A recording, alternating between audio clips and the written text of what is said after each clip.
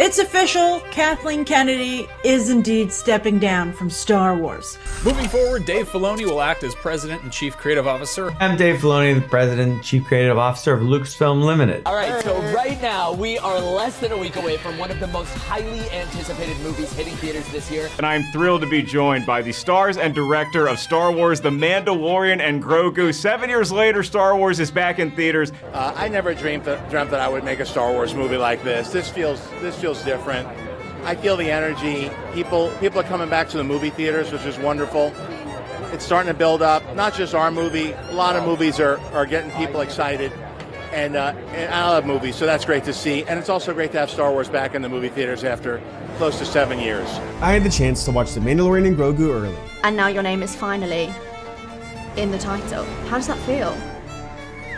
And to describe it in one word, it's thrilling. Very fun movie. It was very fun. It was fun! It's a pretty safe film that's fun to watch. It's a feel-good comfort movie. The best way I can describe this movie is a similar concept to the original trilogy, especially The Empire Strikes Back. I think this was a really fun movie. And maybe this is what Star Wars needs right now. Maybe it does need to just be this fun escapism. Take this guy, and this was the whole feeling of it. So this is force meat. That's the technical term. But it's Spam. So yes, this is a homemade pork loaf, force meat. And why wouldn't you just buy Spam? We open in a backlit briefing room. An ex-Imperial warlord has summoned some local creatures to a summit. This is Star Wars. It's a rich, diverse alien universe. Look at this man. Look at his nose. That's alien.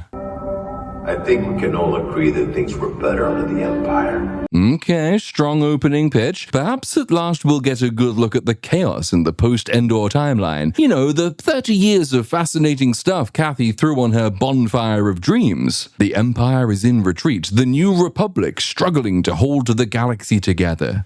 Fortunately, I am still here to protect you. Your communities can thrive under my protection. Bit of repetition in the dialogue there, guys. Actor probably should have emphasized the modifying thrive there. Your communities can thrive under my protection. A small mistake, but it's fine. It's just a tiny, tiny little thing. You know, you've only had 7 years. But that which I provide is expensive. Now I must maintain all of it without the Empire's support until the galaxy realizes what they've lost. Long live the Empire. Long live the Empire. We're only 90 seconds in, but I'm kind of intrigued. This is a world rich with stories. It's the most politically dramatic period of Star Wars history since Order 66. It is a lawless time. I know we've heard that before, but this time it's actually true. Now for the bad news. I am raising a tribute. Of course, if we are playing with this idea in this time period, we're going to have to do some macro world building at some point. We need to see the balance of forces. We need to see how the regional governors maintain control without the Death Star. This guy needs a sizable force. He must have a Star Destroyer, I bet. He's got an army, an air force, a navy large enough to strike fear into the hearts of the local systems. We know from Mando Season 3 that the Imperial Remnant remains organized, it has a plan, it coordinates, it has command structures, and it shares its forces. But Your Excellency, we are operating at a loss. The trade routes are plagued with pirates and thieves ready to attack it. This is indeed a problem, but I'm sure His Excellency has a plan for that. He's written by Favreau and Filoni. They're going to save Star Wars and retcon the sequel trilogy, remember? There's no way he's just a generic clown creature who exists to provide an opening action sequence. He owes his existence to the delicate balance that exists between the Mafia and their protectorate. They can't just bleed their lackeys dry. This parasite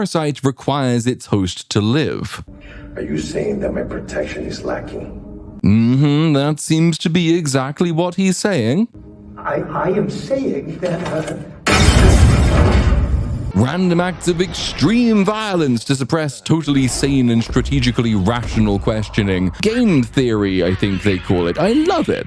But seriously, you do have a plan for this, right? Either people live in fear of your stranglehold on the local systems, or they don't. And if there's pirates everywhere, it sounds like you maybe don't have a plan, that you're not quite in control. But in that case, why are these people here? Wouldn't they side with the pirates? Why not the New Republic?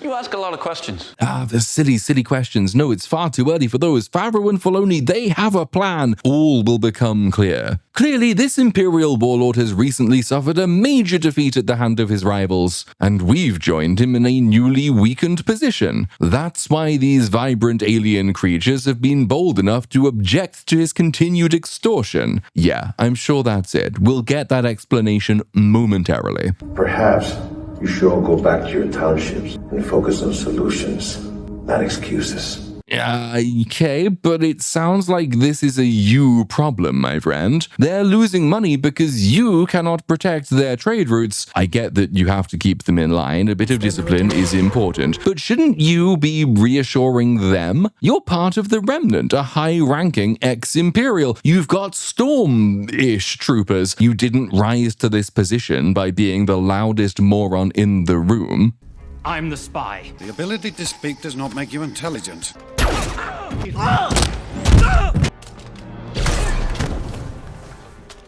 But then, downstairs, an occurrence. Sounds like a perimeter alert. I'll confirm. There's nothing to worry about. I'll send for reinforcements.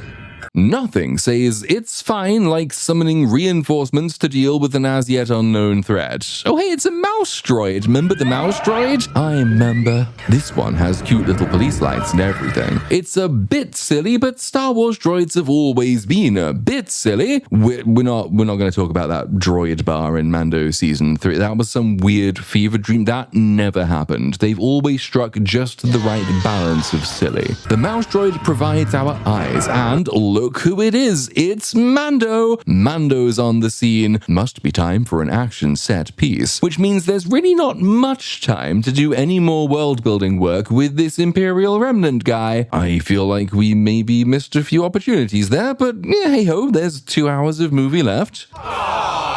Upstairs, His Excellency Muff... I don't know his name. His Excellent Muff hands out guns to the townsfolk. Lay down cover fire. And he scurries off toward his elevator. Long live the Empire! Oh dear, Mando is too late. This guy's going straight to a shuttle and off into space, I'm sure. Mando could have caught him if he didn't have to wait for his little musical cues before he took any action.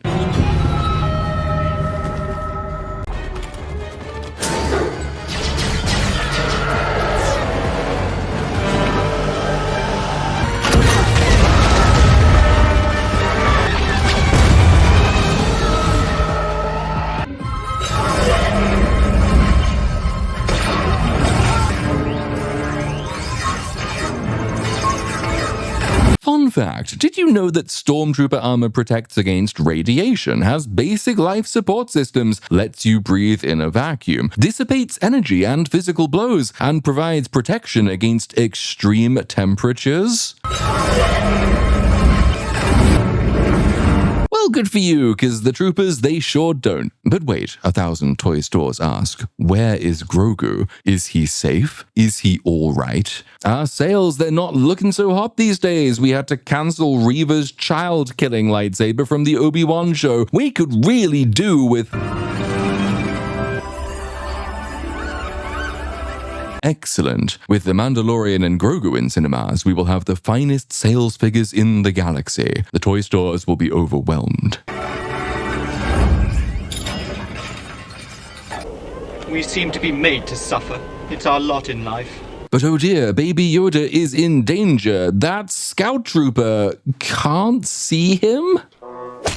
So he investigates with some manner of bleeping device. My scope's negative. I don't see anything. Pick up your visuals, County. That's a polite way of saying, use your fucking eyes, you spoon. It's snowing. Does Grogu not leave footprints? What are you looking for anyway? You don't know he's here. Last you'd have heard, the base was being attacked inside by a guy inside the building. What even is that a motion tracker? A heat sensor? One of those intergalactic tracking fobs Mando Season 1 introduced that breaks everything in the universe? One of those DNA barcodes Mando Season 3 introduced that likewise breaks everything in the universe? I guess we'll never know. What are you waiting for? Hop on. Pedro Pascal, ladies and gentlemen, you don't become a multimillionaire Hollywood socialist unless you can deliver lines like that. Or if your dad's not one of those egg-snatching over-raptors from the land before time. Check it out, it's a wacky story. So we get what is, I think, our second trailer shot. That bizarre Super Bowl beer commercial tribute act that confused everyone for the small price of $10 million.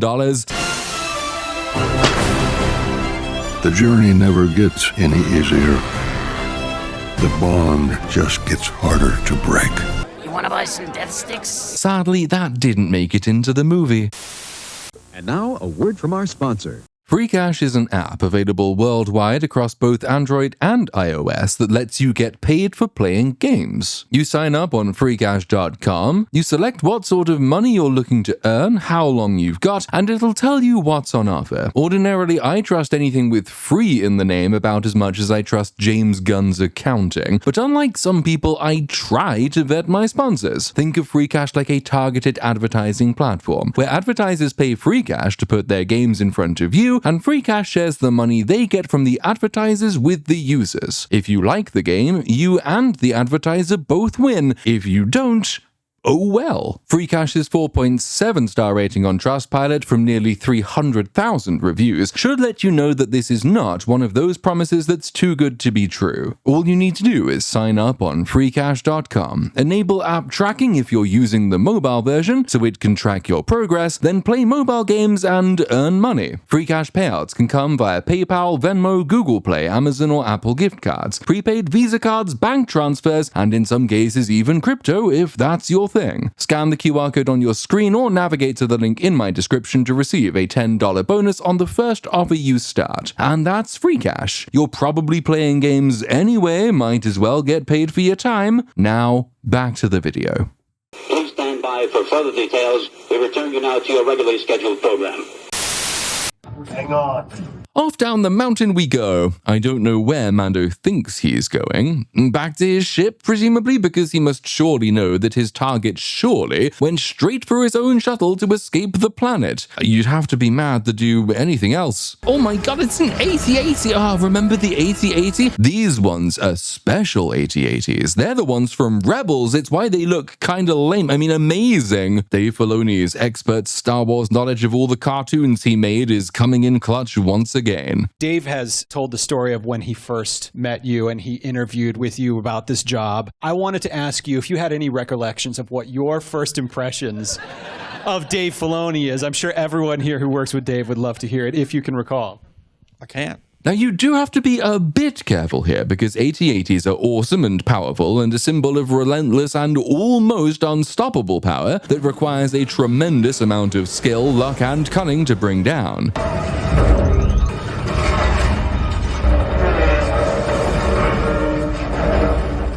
It's the some terrain armored transport, so it's an STAT. Yeah. Okay. You've also got to be a little bit careful here, because if Mando is this invincible against such overwhelming odds, then it's going to be difficult to invest in any fight scene he's a part of. Isn't it, John? Still, at least we've got Grogu here to provide a vulnerability. Speaking of which, why is Grogu here providing a vulnerability? Yeah, fuck off. Having knocked one giant cow off a mountain, Mando then penetrates another one through the rear, so he gets his second dark hallway fight in under 10 minutes of movie. We really are lightspeed skipping through this opening act, probably to stop the audience hyperspace tracking the plot. Star Wars. It gets raped repeatedly, and it still has the confidence to take the stage. Please stop doing the Rogue One corridor. Do something else. It's on the roof. Get up there. But we're pilots. Go now! But wait, excellent Muff, if you send the pilots up, who's driving the AT-AT? You're on a mountain? And if you just closed the door to stop him getting in, why are you now opening a door so that he can get in? Set the charges. Prepare for exfil. Sorry, what charges? Prepare for... No, stop just a sec. He's setting the... I'm still trying to work out... Autopilot. You had autopilot, you purple-head cunwaffle. Listen, we're gonna have to circle back to a few of these things, okay? Excellent Muff gets in a tiny box ship inside the AT-AT and he flies away. Star Wars ship design has been better. He leaves Mando behind with the... Why do you have these? And what's Mando supposed to do now? He's in an AT-AT with a bunch of bombs on a timer. The clock, it's a ticking. I know, I need to get the shot. But there's no way he can take out Excellent Muff from here because AT-ATs are forward assault vehicles, and this one in particular can only assault forwards because for reasons beyond the realm of human science, it is on the side of a mountain. The only possible way he can take out Excellent Muff is if Excellent Muff chooses to fly... Fuck. Of course. His plan is that Mando goes into this base to get this Imperial guy. The Imperial guy runs away, goes down an elevator, into an AT-AT, across a mountain, into a ship in the AT-AT, and then tries to fly away. It is the funniest Dr. Evil level nonsense like escape plan. He launches out of the AT-AT, of course, and so if he'd gone any other direction, he would have been fine. He goes in the perfect direction for Mando to shoot him down. But the thing I was noticing, I was like, oh, dude, the DNA of the seagulls is still here. He could have flown up. If he'd just gone up, he would have been fine. But he didn't know where up was. These guys, they become the First Order. Nav can't tell which way's up out there. Of course he doesn't know how to fly up, or sideways, or backwards, or 5 out of his 6 degrees of freedom, or generally understand that he is 3D. The bombs go off, but Mando activates his jetpack and flies Grogu to safety. He has a jetpack. Remember this. He flies now. He won't later. And as if they'd planned this insane sequence of events from the off, who should fly up to retrieve him? Why, it's this, Zeb? Is that his name? Yeah, this is Zeb. Zeb is another cartoon character. This movie vastly overestimates how many people watch those cartoons, and Dave Filoni in particular overestimates how many people orgasm when they see references. It was tricky because you had this precocious teenager. When you watch the early episodes, she really feels like a teenager, being young and a little bit over the top. And later on, when she's matured, for an animated character to have this kind of personality arc is almost unheard of. Just shut up! No, we don't all know his fucking name. The Clone Wars was shit, and it might be the only Star Wars movie to make less money than this one. He's a lot younger than I thought he'd be. He's just a baby. Why are you bringing back this thing? We shall return to him in due course. No, it's better if you bring him in alive. You see, they catch the bad guy, and they tell us where the other bad guys are. Remind me who the bounty hunter is here, milady? Also, hold up, if this was a mission primarily to retrieve information, then that recontextualizes fucking everything we just saw. This was an horrific, catastrophic failure. And you know what? We've just hit the title slate. Dank Ferrick. So let's take a quick pause and unpack this cavalcade of nonsense. It's the first Star Wars movie in 7 years. It's the first one since I've been on YouTube. It's an event, goddammit. I will make it worth it. The movie has an opening text slate. The evil galactic empire has fallen. Ex-Imperial warlords remain scattered throughout the galaxy, plotting the Empire's return. The fledgling New Republic has begun to unite the galaxy. In the lawless Outer Rim, the Mandalorian and his young apprentice Grogu work to hunt down these Imperial fugitives. Cringe as it is, this is actually one of the better recent offerings, until you see the movie it's attached to. It's not Solo, which pretends the Galactic Empire is lawless, and which introduces a world-damaging hyperfuel solely in a bid to fix one of TLJ's extremely stupid additions to the lore. It's not Ahsoka, which begins with one of Dave Filoni's DeviantArt fanfiction stories, and that's predicated on so much cartoon lore that the general audience member is left knowing only how much context they do not have. Mando and Grogu understands, in principle, the form and the purpose of a Star Wars opening crawl. Establish where we are, who's involved, the immediate stakes, and the overarching conflict. Do all of this as efficiently as possible. If this were a movie about Mando and Grogu running down bounties for the New Republic and getting embroiled in a larger conflict against the dangerous Imperial remnant and their ultimate plan, we might be in for something flawed but interesting. But here's the thing. It's not. It should be describing this movie, or rather, this movie should resemble the opening text. We are picking up here after Mando Season 3. Mando Season 3 is bad and broken in a great many ways. See my 2 videos on the subject, but it does have a narrative through line. The Imperial remnant is indeed scattered but plotting. Their plots coalesce around the return of Grand Admiral Thrawn. Moff Gideon has his own parallel scheme, creating Force clones, and he is not dead. That fucking suit's fireproof, we saw it. All of this has been in place for several years. Mando Season 1 takes place in 9 ABY, Season 3 is set in 11 ABY, and that show is, non-trivially, about that time period. It understood, as indeed the old expanded universe did, that the Empire did not just disappear or become a trivial actor, that it remained the largest threat to the fledgling New Republic, and that it still held appeal for and sway over a huge portion of the galaxy. Safety, prosperity, trade, opportunity, peace. The Empire improves every system it touches. Compare Imperial rule to what is happening now. Look outside. I see nothing but death and chaos. Rarely did it get more interesting than that. In fact, it got rid of that in Season 1 and replaced it with this clownery.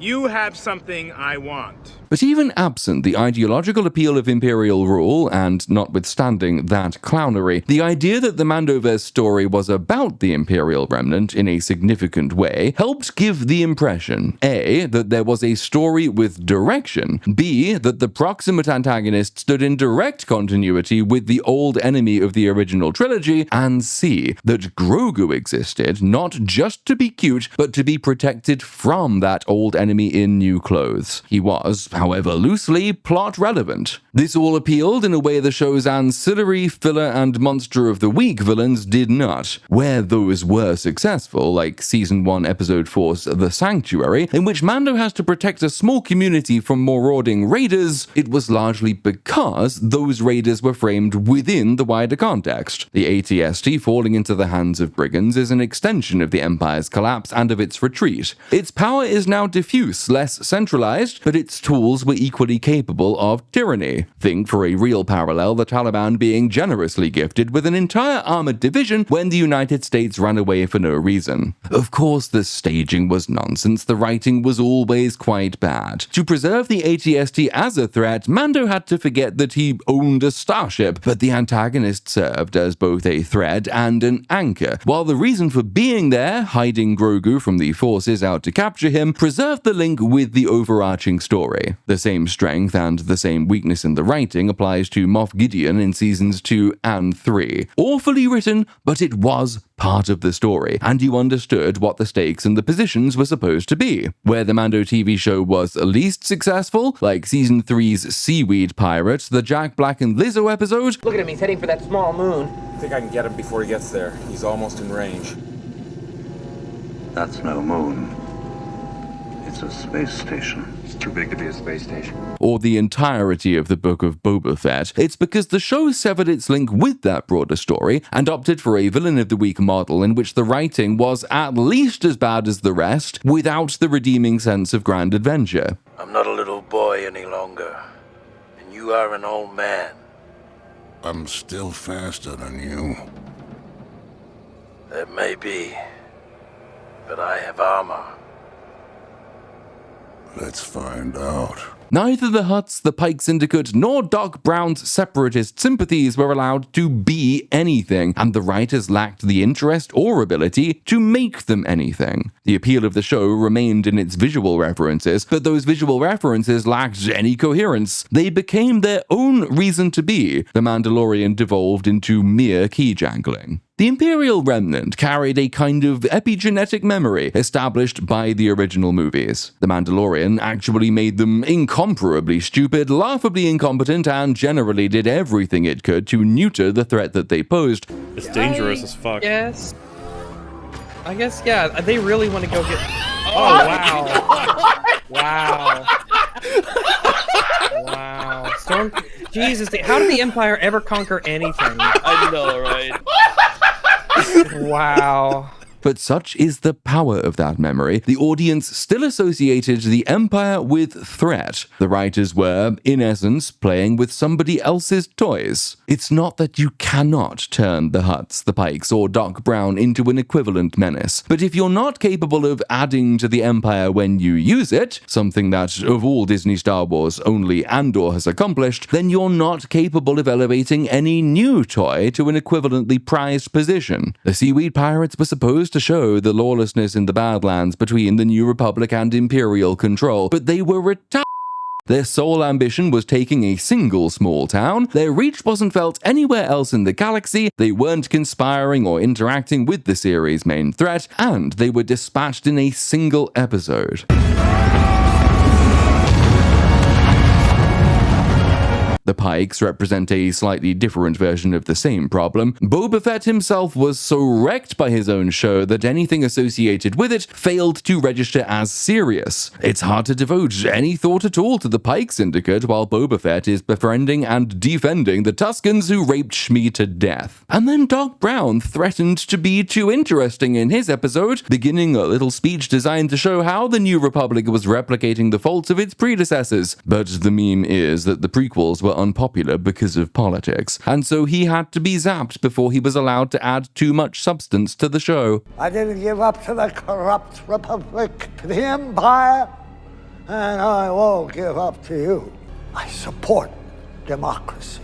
Count Dooku, he was cut short in his prime by the Jedi forces. Politics. You have paid the price for your lack of vision.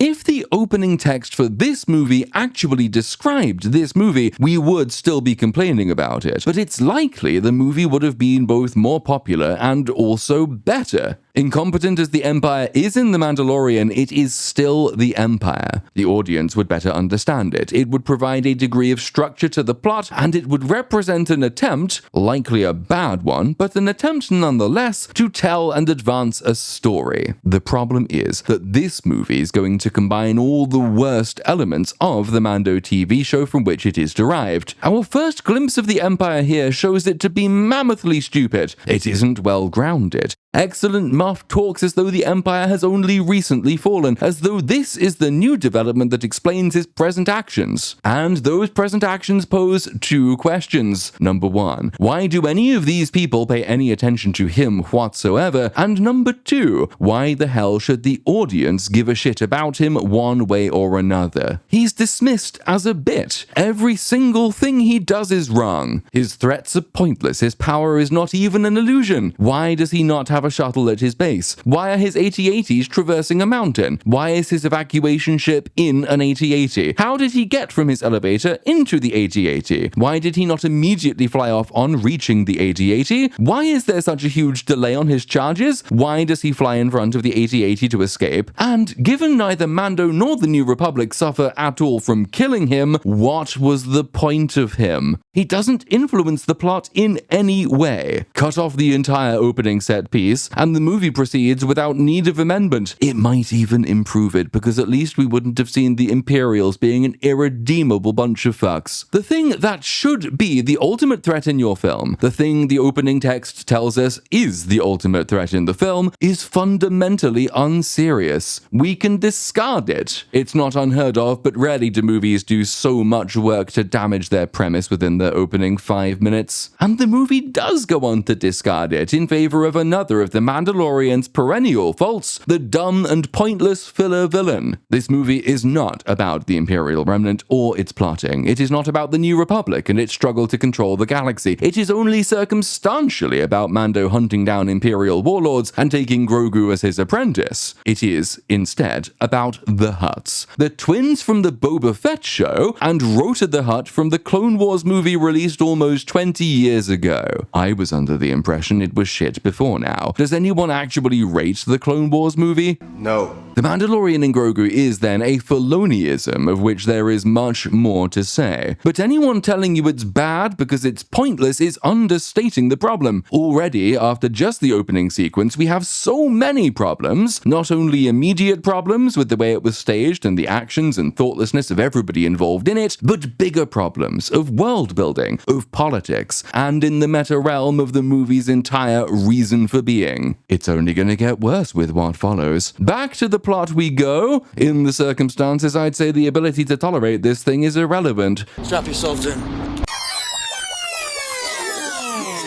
Oh, look, it's this shot. Remember this shot? They like this shot a lot. It loosely evokes Apocalypse Now, which is appropriate, though by the end, I think the Muse song Apocalypse Please might be more apt. The intro sequence to movie proper is principally here for ship porn, but it does give Ludwig Göransson's theme a chance to shine. His score is the most creative thing about this movie, and it's not even close. The instruction way back when was clearly something like, don't just do a pale imitation of John Williams. And you know what? I quite like the Mando soundtrack. Maybe Don't Be a Pale Imitation should have been extended to the writers as well. Although, can you imagine the look on Filoni's face if you told him he wasn't allowed to empty every toy out of the box?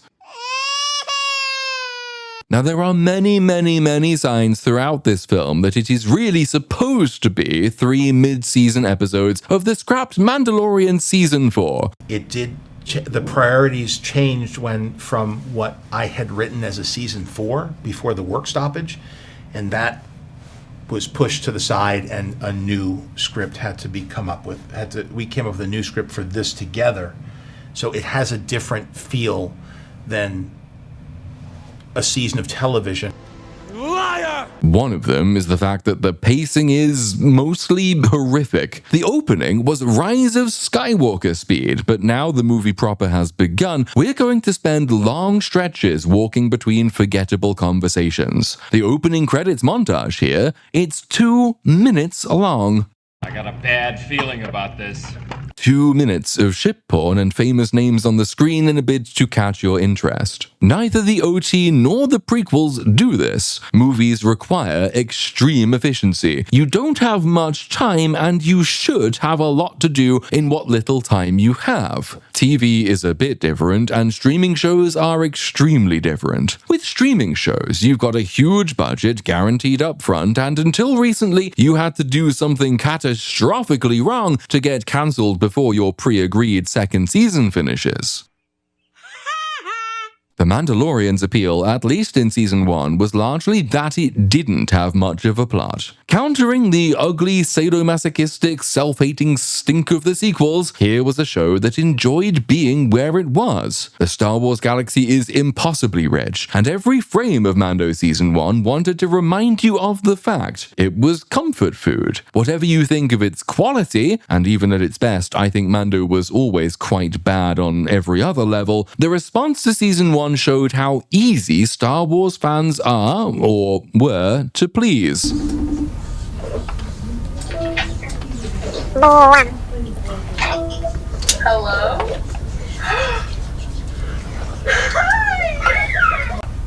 Ah, women, huh? God, I hate them.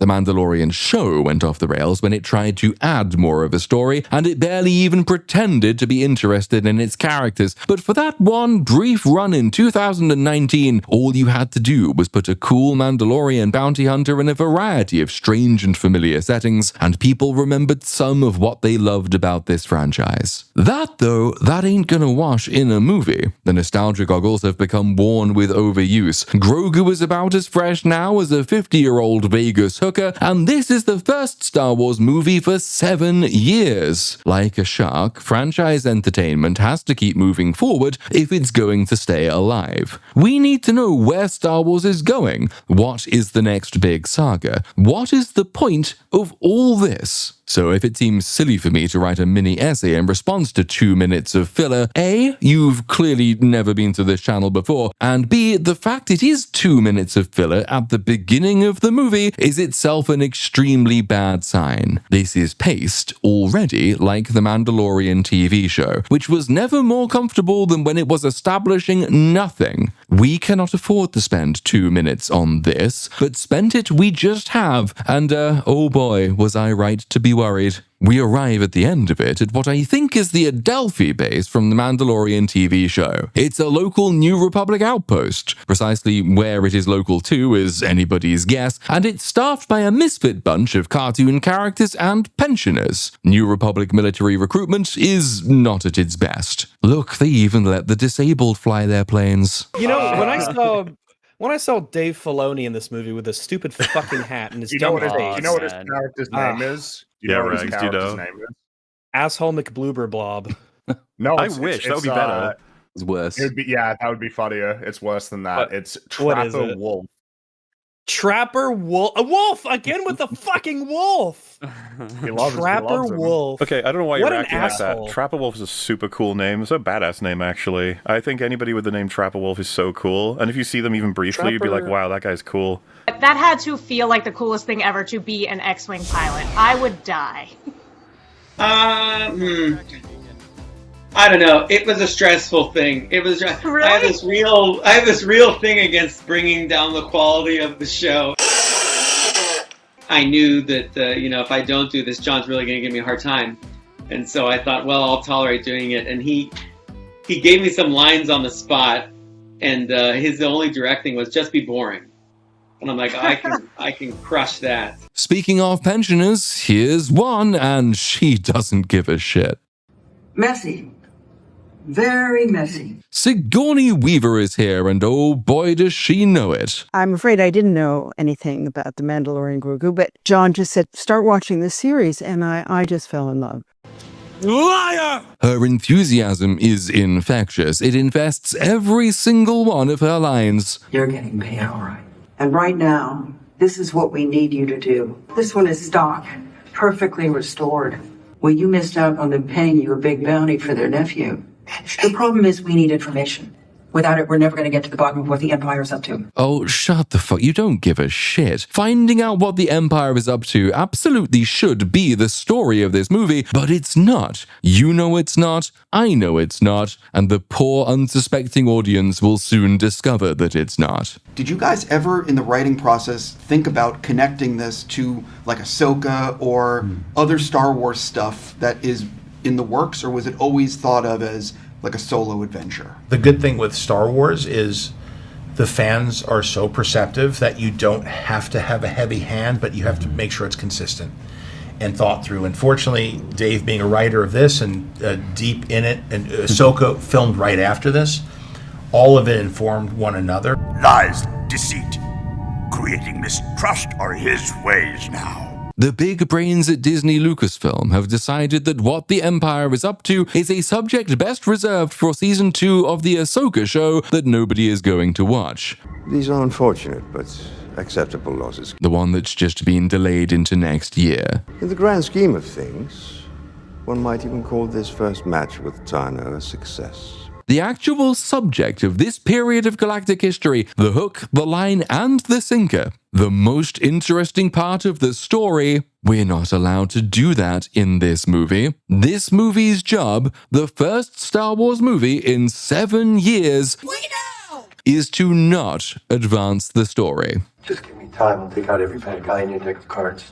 This isn't about revenge. Revenge for what, anyway? The whole point of Mando Season 3 was defeating Moff Gideon, re-establishing Mandalore, and Mando himself retiring for a well-deserved break at his cabin on Navarro. He doesn't have an active revenge motive. That season kind of rounded everything off. They weren't sure if they would get another one. If this movie wanted to kickstart a brand new chapter in his story, giving him a new motive would be a good way to go about that. But having him waltz into the movie already possessing one for no particular reason against some generic Imperials pretty much guarantees that Favreau and Filoni, they're not all that interested in creating the next phase of his character. They are really just trading on his looks.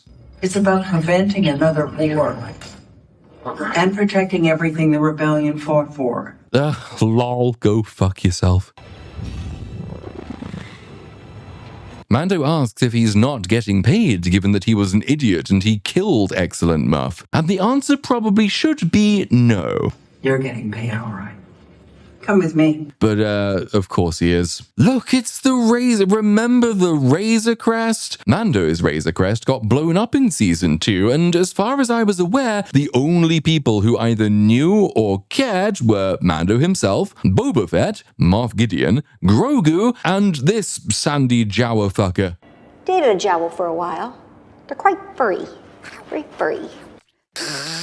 Jawa jizz. Delicious. He was given a modified N1 starfighter as a replacement, which was so obviously unsuited to his line of work that everybody cringed at this jangling of the keys. But the thing is, that key jangle might actually have worked better in this movie than it did in that show. It'd still have made precious little sense, it's still totally the wrong ship, but a movie-going audience is much more likely to member the N1 than it is to member the Razor Crest. I don't even know how Ellen Ripley members the Razor Crest. Whatever though, she does, and she's using it here to bribe Mando into taking on the next mission. Commander Coin. No one knows what he looks like, and most believe him to be dead. Oh, really? So, he's not the kind of guy you can find just by asking, I don't know, the first food vendor you encounter on any old planet? Well, good to know. Expectations have been set. I want you to go to Nal Hutta and meet with the Hutts.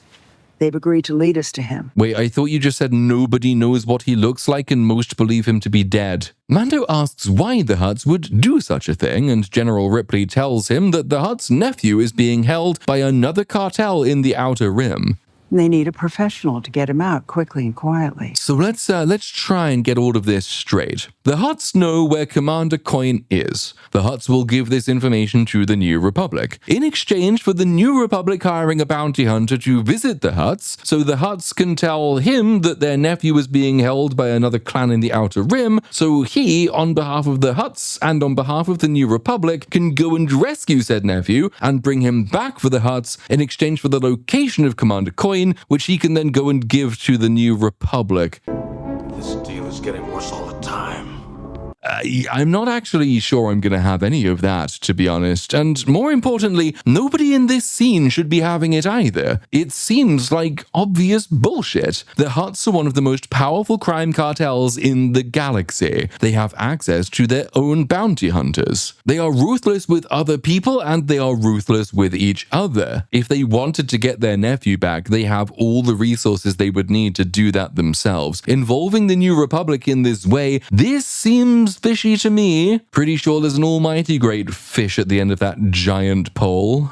There's always a bigger fish. So it's bullshit on a diegetic level, that is the pitch, and nobody should be buying it. But the thing is, it's just as clearly bullshit on the meta level as well, because if, hypothetically, the Hutts really wanted to kill their nephew, because their nephew is, hypothetically, Jabba the Hutt's son and heir, and if, hypothetically, they had already arranged for their nephew to be killed, then the only reason any of this is happening is that the writers want Mando to eventually foil the Hutts' evil plans, which is only possible because the Hutts are here sabotaging themselves by proposing this arrangement in the first place. You got a name? His name is Rada the Hutt. Oh, great stinky, this little gremlin from the Clone Wars. Why is it that of everything in Dave's compendious Star Wars memory, he only remembers the terrible bits? The basic plot of that movie is that Count Dooku wants to turn the Hutts against the Republic, so he has Rota kidnapped and he frames the Jedi. Totally believable, the Jedi are constantly kidnapping children. They are the organized religion of the galaxy. Along the way, though, it transpires that Dooku was in league with Jabba's uncle Zero the Hutt, who wants to off Jabba so he can control the Hutt cartel himself. But Anakin and Ahsoka rescue Rota and return him to Jabba, gaining Jabba's support for the Republic, which transfers in due course to Jabba's saving the Rebel Alliance in Star Wars Outlaws. The rebels.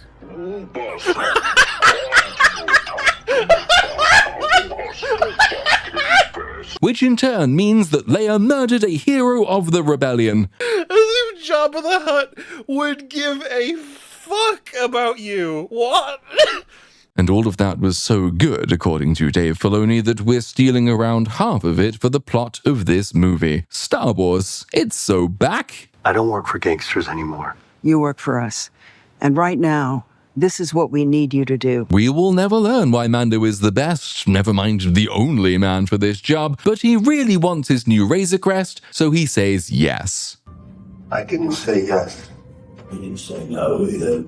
Ah, look at him bouncing around in there. Isn't he cute? Don't you just want to give him a big hug? Now, historically, in Star Wars movies that have a story to tell and half an eye on efficiency, getting onto a ship and jumping to hyperspace is a quick moment that serves as a scene transition. Pretty much the only time you linger in place after the jump to hyperspace is if there is an important character scene taking place aboard the ship. But you see, it's already quite clear that Mando and Grogu really just wants to fill its runtime.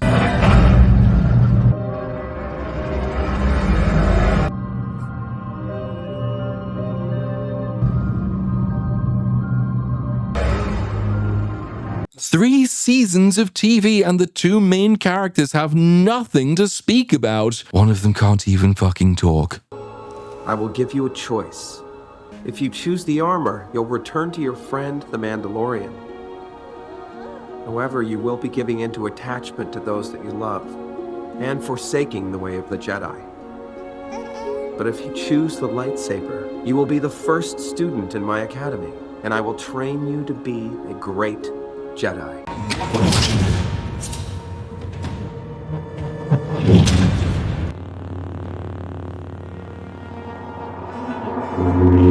Is it true? Did you try to murder him? He would bring destruction and pain and death at the end of everything I love because of what he will become. For the briefest moment of pure instinct, I thought I could stop it. But Platoon, if he talks, he can't be cute, and if he can't be cute, we don't have a store. Oh, fuck you. So we arrive at Nal Hutta, swampy homeworld of the Hutts, and we get a Bespin reference as the Razor Crest is escorted down by 2 droid ships. They've got a lot of firepower here. Looks like they hired the droid gusher. The Hutts take security seriously. Thank you for that. I had no idea one of the top crime syndicates in the galaxy might take security seriously. I'm glad we have you here to point these things out to us. Although, the way it's presented here, it almost sounds as if it's a relatively new development, like they've only just hired this droid army. The meta reason is, of course, so Mando has someone to fight later. The diegetic reason? That's just never addressed. Oh, and the droid Gotra, by the way, odds are you haven't heard that name before. They're a new canon thing. They're a group of sentient ex-battle droids that formed a group to fight for droid rights.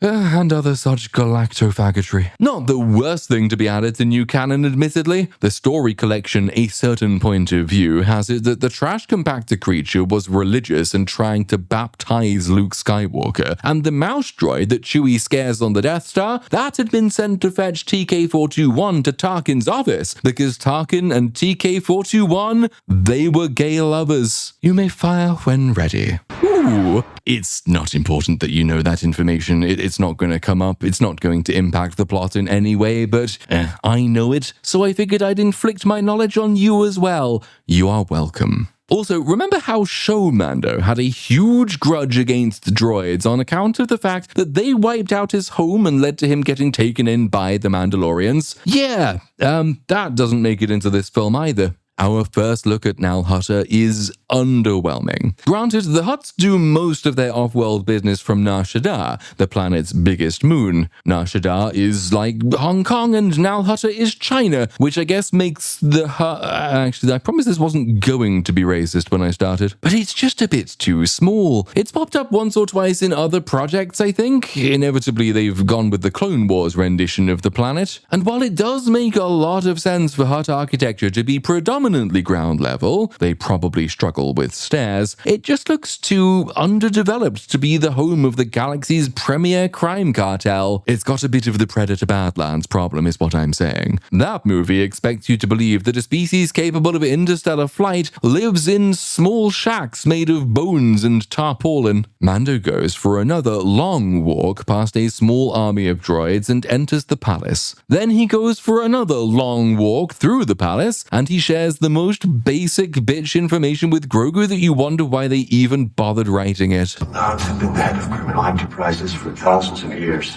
They use violence and treachery to maintain control. Be careful. And sure, I guess he's supposed to be teaching his young apprentice, but the meta-narrative use for the novice sidekick is to introduce the audience to things they don't already know. Characters must talk to each other, but the job of the writer is choosing those conversations that are useful as well to the audience. There's a reason most movies skip generic small talk, shopping lists, discussions about the weather, and 90% of the interactions that make human beings extremely dull. Here, though, sure, I get it. Grogu doesn't know what the Hutts are. Mando couldn't have explained this to him on the ship on the way here, but the audience does know what the Hutts are. We've had it explained to us, we've had it shown to us in many, many movies and TV shows. Even when the audience didn't know what the Hutts were back in the 1970s and 80s, we learned it primarily through what the Hutts do, by the attitude of our characters toward the Hutts, all of which is more efficient, insightful, and much of which accomplished more than one thing at a time. Mando training Grogu really isn't a big part of this film. It doesn't work as an excuse in this way. It's largely because Mando isn't a character, so he has nothing to say beyond occasional exposition. But all that means is that the movie has slowed to a crawl so he can impart information the audience already knows to a character who isn't going to benefit from it. Obi-Wan accomplished more in a single line in A New Hope. Mos Eisley, you will never find the more wretched hive of scum and villainy. The interior decor of this Hutt palace is slimy in more ways than one. Literally, because you see slug-like Hutt tails intertwined in the walls, and also figuratively, because this is cheating. What we're doing here is really just Geonosis, but with slugs instead of bugs. Mise-en-scène work is vital for conveying story and world-building information to the audience. More than one thing should be happening in basically every frame. If your character is walking through a scene, the A-plot has him going from place to place, but everything around him tells you what that place is, what it does, who lives there, how they live there, how you should feel about it all. Jabba's palace in Return of the Jedi is a hive of activity. It all orients toward Jabba, but not to the exclusion of everything else. You've got Max Rebo and his jizz band. You have the dancers, assorted hangers-on, guards, bounty hunters, serving droids in the sub-levels, all of whom have private relationships. The Rancor Keeper weeps for his dead creature, and he's comforted by someone you wouldn't expect to care. It all implies constant movement, off-screen histories, a lived-in world that existed before we arrived. By contrast, what do you get from these interior shots, besides that the Hutts are kinda disgusting slugs, and they employ a few droids? The movie's production budget is $165 million. Adjusted for inflation, Return of the Jedi's budget was about $102 million. A New Hope was $50 million. And they were creating technology and worlds from scratch, pioneering everything they put before you on the screen. Why does a more expensive Star Wars movie look worse than a cheaper Star Wars movie made nearly 50 years ago? Oh, speaking of... Oh, God. Look, they brought back Jack Black and Lizzo from the Mandalorian season. Oh, no, sorry, that's the wrong fact. They brought back the two Hutt creatures from the Book of Boba Fett. Mandalorian. But at least they're not speaking basic. I guess they saw the negative reaction to that god-awful trailer and changed it up for the film. Think of how you would feel if your little one went missing. Oh, for fuck's sake, why? I asked rhetorically. We know why. Dave Filoni doesn't know how to read, and he doesn't want to inflict reading on his audience for more than 2 seconds at a time. That wasn't a problem for Jabba, though, was it? Jabba is iconic, huge, booming, menacing, threatening.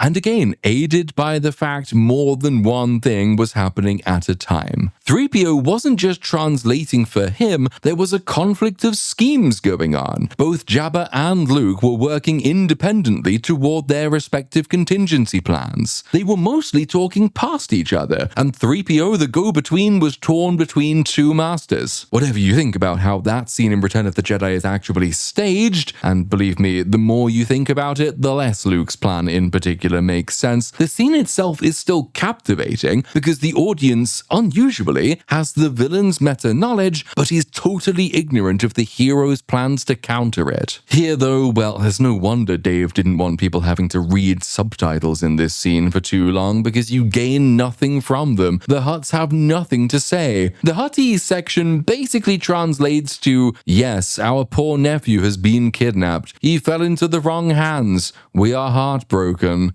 Which we already know, because General Ripley told us all of that. And unlike in Return of the Jedi, where everybody knows Jabba is evil, the audience knows his plan, but Luke doesn't know his plan, and we don't know Luke's plan, so we don't know how the scene is going to pan out. In this scene, we know that the Hutts are lying, because they are obviously fucking lying. And Mando should know they are lying, but he doesn't, because he is a moron. What does he look like?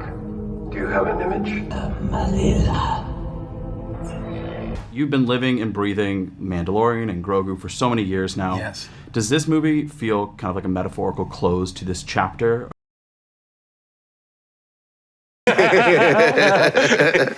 Yes. Dave, this image alone should have told you this was a terrible idea for a movie. And it's even more evidence that these Hutts are obviously lying to you, Chrome Dome. If they're heartbroken that their dear nephew has been taken from them, why the hell is the most recent picture they have of him several decades old? Now that's just fucking stupid. You can still have Mando go along with this, but at least have him acknowledge privately to Grogu or Zeb on the ship that he is likely walking into a trap. Show that he suspects they're lying. At least show us that. Show us he has thoughts about the missions he goes on. I resent having to follow idiots. It's why Resident Evil 9 was such a pain. Oh no! Are you alright?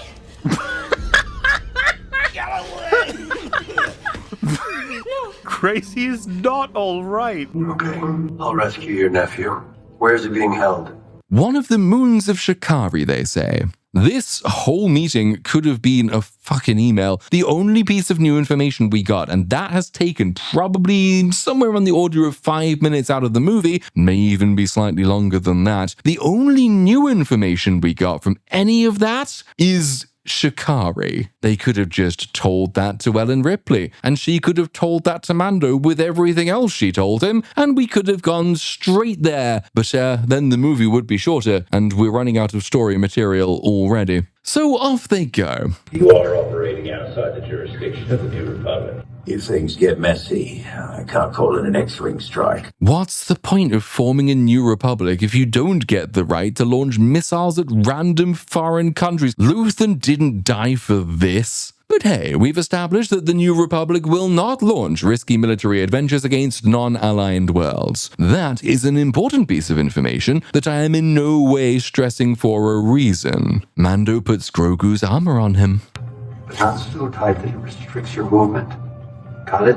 He's training his young apprentice, you see. He's taken him into high-stakes explosive missions against multiple AT-ATs. That's training. And now, here, later, he's teaching him how to wear clothes. Seems like you should have started with that. You're telling me you took him into that and he wasn't wearing his armor? So they enter Shikari and we get another long establishment shot that serves very little purpose besides letting Ludwig play around with his score some more. Look at this, it's just Chicago. There aren't even any aliens. It's over a minute long, and in all that time we establish that Shikari is a planet with some people on it. We do then meet a new character. This is Martin Scorsese. It's quite an impressive denomination. I'm not sure if that changed things. It will take the change. Martin Scorsese is a meta character. You give him money and he speaks some lines for you. In this first instance, he tells Mando the location of Rota the Hutt, except of course that it's a little bit more broken than that. I'm looking for a hut. Don't mention that name. Okay, so the name Hutt is verboten on this planet. Interesting. Implies a few things. I mean, what is this? His name is Rada. Everybody knows Rada the Hutt. Well, Okay, so the name Hutt is not verboten on this planet, and actually it applies to a major local celebrity whose name and picture is right over on that wall. This means Mando didn't even need to ask, and he's just given away lots of money because he couldn't be fucked to use his eyes. Pick up your visual scanning, you hypertard. And so what started off as just, hey, give us a few pointers, turned into actually, Roy, you created a whole sandwich for us. All we knew in the script was that it was called a flat meat fry, and it was delicious, and that Baby Yoda was very intrigued by it. Yeah. So all you knew is that this character was fast and had 4 arms. The 4 arms, I think, really informed everything as we continued to go, because then it was like he should have a waffle burner. Then he had like the shawarma reference going, so he should be slicing the shawarma as he's turning the waffles. We originally thought that having this Taiyaki-style Fukuoka Japanese waffle maker would be great because the 4th arm could be doing that. So people don't know, taiyaki is usually like a fish-shaped pastry, and you would eat it as you're walking. But this is not a taiyaki mold. This is a mold based on the drawing that Doug Chinese team made of what the sandwich should look like. Absolutely. So you had us create this mold so that we could actually do this for back at house. This wasn't on camera. We had another one that was on camera. It's actually right here. So here's our little iron. Even though he had digital, we had all real everything. And so he would take this and flip it. Yep. He had one arm in the back flipping. He had one hand slicing, one hand turning, and then I think one hand taking the money. But also we had like the relish, because right here, so we had hot dog carts. They had the fork and they're opening and closing all the little steamer bins. Oh yeah, assembled. Yeah. Remember we were talking about all the sounds of ping, ping, yeah.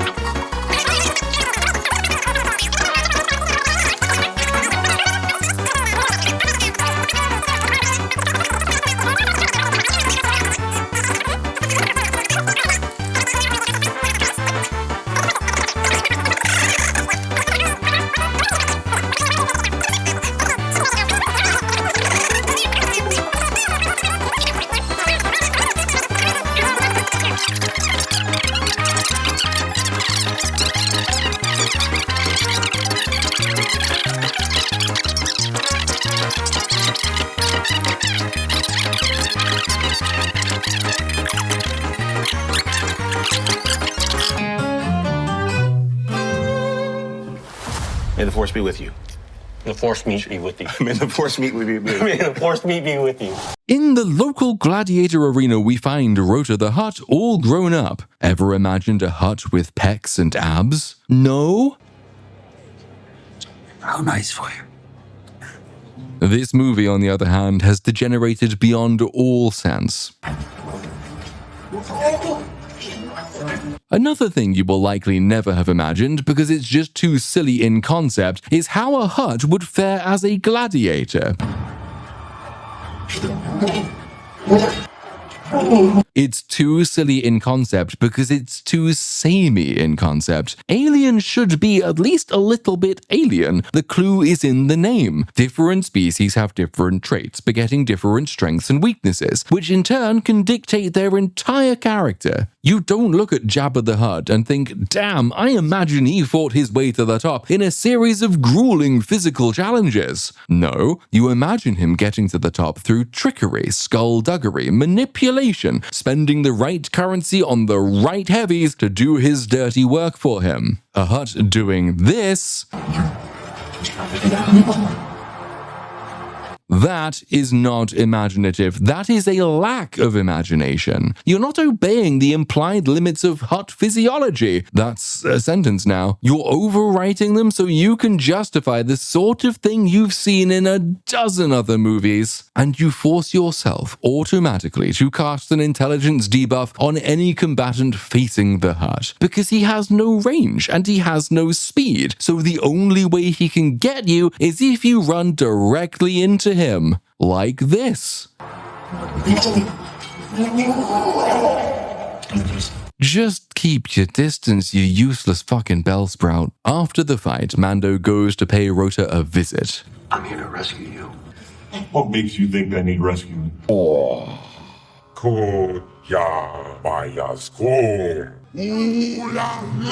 Rota says he doesn't need rescuing because tomorrow is his final fight, and after that his debt is paid and he is a free man. Yes, man, the giant bogey thinks it's people. Debt paid to whom, you may ask? We'll get that, just give him a moment. Can I feed him? Sure. Just a little, we are going to get there, I promise. Just a little, this is really important. Nearly there. Lord Janu. Oh, I see. Lord Janu, who runs this entire sector, apparently. Say, you don't think he could maybe be the Commander Coin that Mando's after, do you? Yeah, something about it. I don't know what it is. I think that's probably him.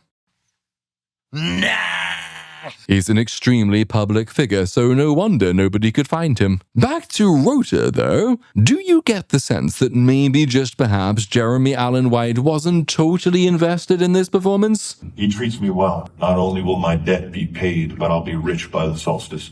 Well, Jeremy Allen White also played a chef, as I did in the movie Chef, and that's how we met. We were at a party and exchanged notes. I've been very charmed by his work since he was even younger. His voice performance ended up inspiring script changes as we went further in, and the character really came together because of him. I guess you can forgive him being bored. He was probably recording on his own in a closet somewhere. Grogu, heal. Don't worry. I'm not my father. Give us a sense of what we might expect there. Yeah, I mean, I haven't seen that film finished, and I haven't read. They're very careful, Star Wars, with like the script and stuff. But I'll tell you a bit of the story of how it came along. Jon Favreau directed that series, which I loved, and directed the film. We met at a party, and he said, "Why don't you come do something on this movie, The Mandalorian?" And I was like, "Oh my God, really? That's I'm a big fan of the show, and I love Star Wars, and I really love you, John." And he said, "Yeah, you'll do a voice, thing, and we'll talk about it." And I said, "Great."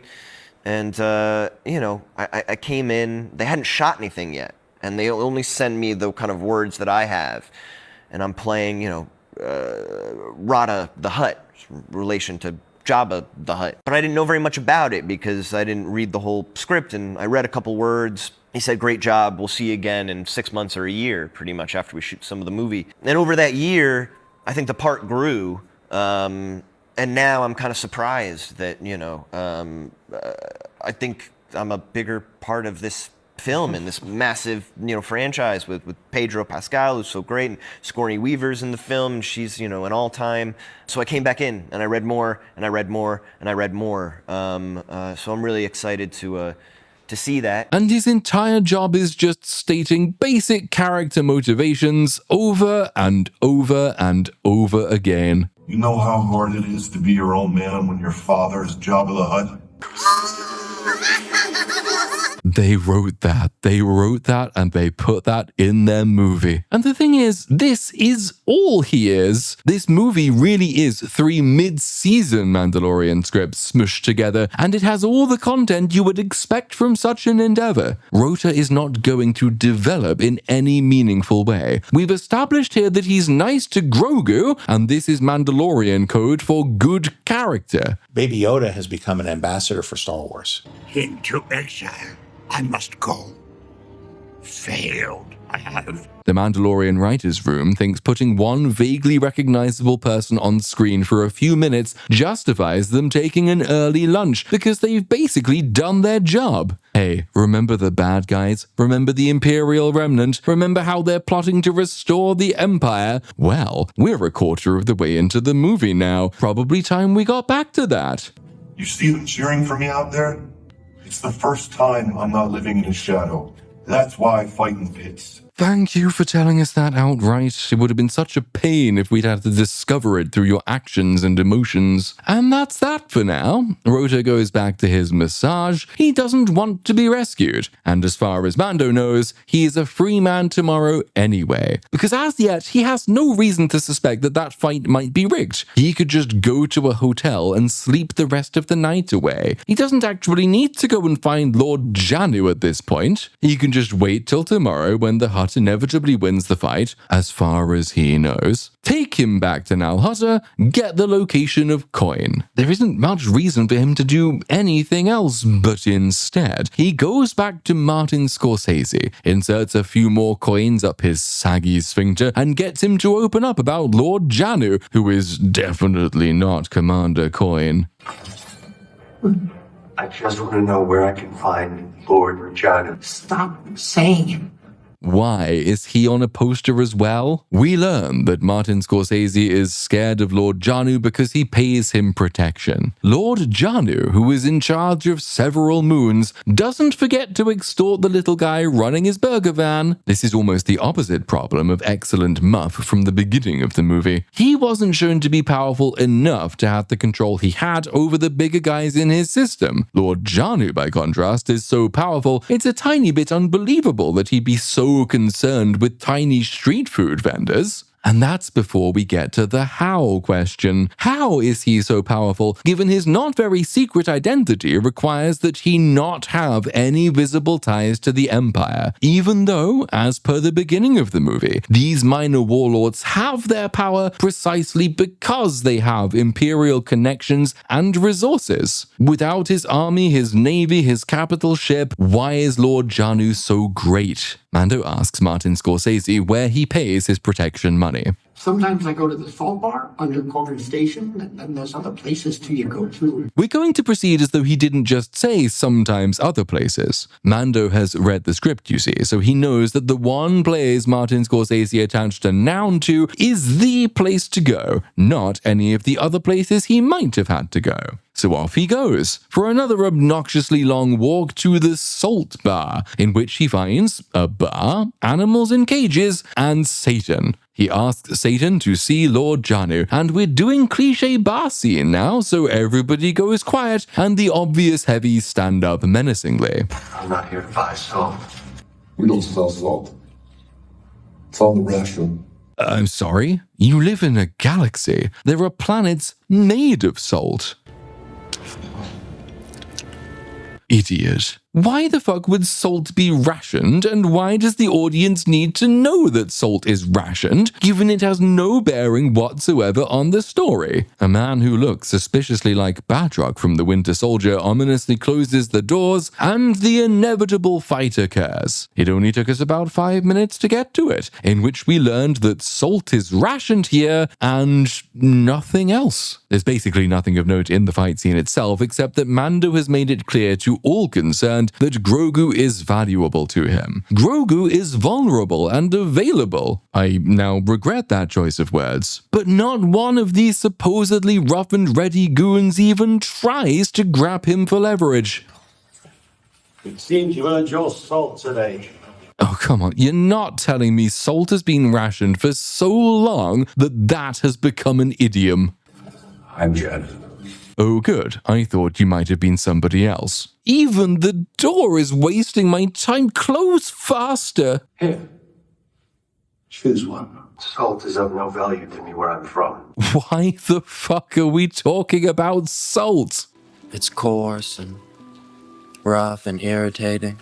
But here it's worth a small fortune, because it's rationed by the politicians. Okay, based command economies suck, but you're telling me that this planet with trade routes in a galaxy where everybody owns a spaceship has extremely expensive ration salt, and 1,000,000 chances on this world aren't just smuggling it in bulk? The black market would be huge. Oh fuck, you know what? No, we're not digressing. We're not doing galactic economics. I want to know why John and Dave are taking up so much time in their first Star Wars movie talking about salt prices. But then you see, these are the guys who gave us the Book of Boba Fett. In the Book of Boba Fett, a bunch of poor youths who spend loads of money they don't have doing up their gay Vespers steal from a water merchant. And when the water merchant petitions Boba Fett to restore order to his realm, Boba fucking Fett, chews him out for price gouging and demands that he sell his water below market rates on a desert planet, ensuring he'll run out really quickly and lots of his subjects will die. That was a show. Jon Favreau did that. He wasn't on set for any of it, but his name's on it. So yeah, but and even when, because well, obviously John's one of the key writers. So and so sometimes I'd always say, I think this is too much. I think this is too much. Then I'd go to, what was the other guy's name? Noah. I try and get. Oh, Noah, yes, Noah. Mm-hmm. I remember, of course, John actually went away to Atlanta, so I rang Noah that night and I said, Noah, the scene tomorrow, I'm talking too much. This Boba doesn't talk this much. Look, I've got all these paragraphs here. I think we should get rid of it. And John's gone to Atlanta, so don't tell him. Favreau and Filoni saving Star Wars one colossal fuck up at a time. Okay, Carl. He's not getting to me! I want to buy out the contract on a fighter from your stable. Perhaps you would consider joining my stable instead. You know, you sure do look familiar. Mando offers Lord Janu lots of money to buy Rota out of his last fight. I reiterate, at the moment, Mando has every reason to believe that Rota is fine with fighting because he told him as much, and that he'll be free tomorrow anyway because he told him that too, and he's seen how good a fighter he is. Then again, this is a guy who'll pay a lot of money for some random alien to point out a poster to him. He's not the brightest. Jedi dumbass. Mando insists, and so Lord Janu tells him it's all a fix. It's his last fight for you anyway. It's his last fight ever. I've collected the most deadly creatures from across the galaxy. He's fighting a degenerate match. He will die tomorrow. And the best bit is, after telling Mando that he rigs these games to ensure that his fighters will die, he invites him to fight in the pits again. I think those parents bet it all on the death of the Hutt. In exchange, all I ask is that you consider fighting in my pit. Look at his little fetal alcohol syndrome phase there. He thinks he's being so clever, but this is just absurd. It's absurd on so many levels. In no particular order. You don't just tell people that you're orchestrating a murder. You especially don't ask those people if they'll make themselves your victim after you've told them about you orchestrating murder. And finally, this means that the Hutts have voluntarily mangled their own plan. They are lying. We know they're lying. Mando should know that they're lying, but he's a Mong. Not to be confused with a Mongoloid,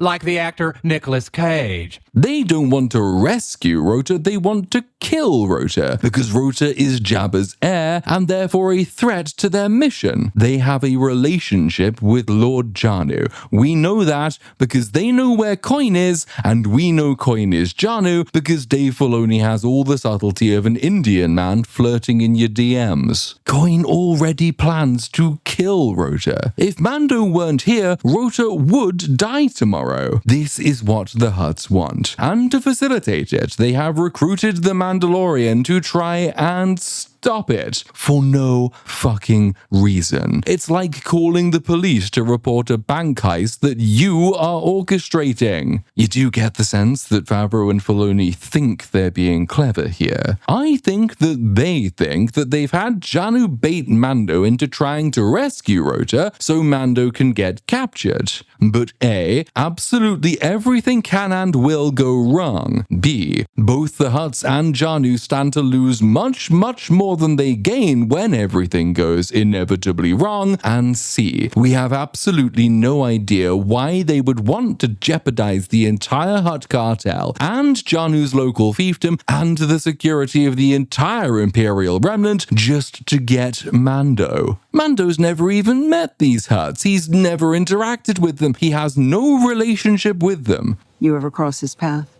I tried not to. The closest you get is that he's a friend of Boba Fett, and in the Boba Fett show, Boba pissed off the twins. So they're risking everything that they've worked so hard to build so they can pointlessly kill the distant friend of a sad old man whose show sucked.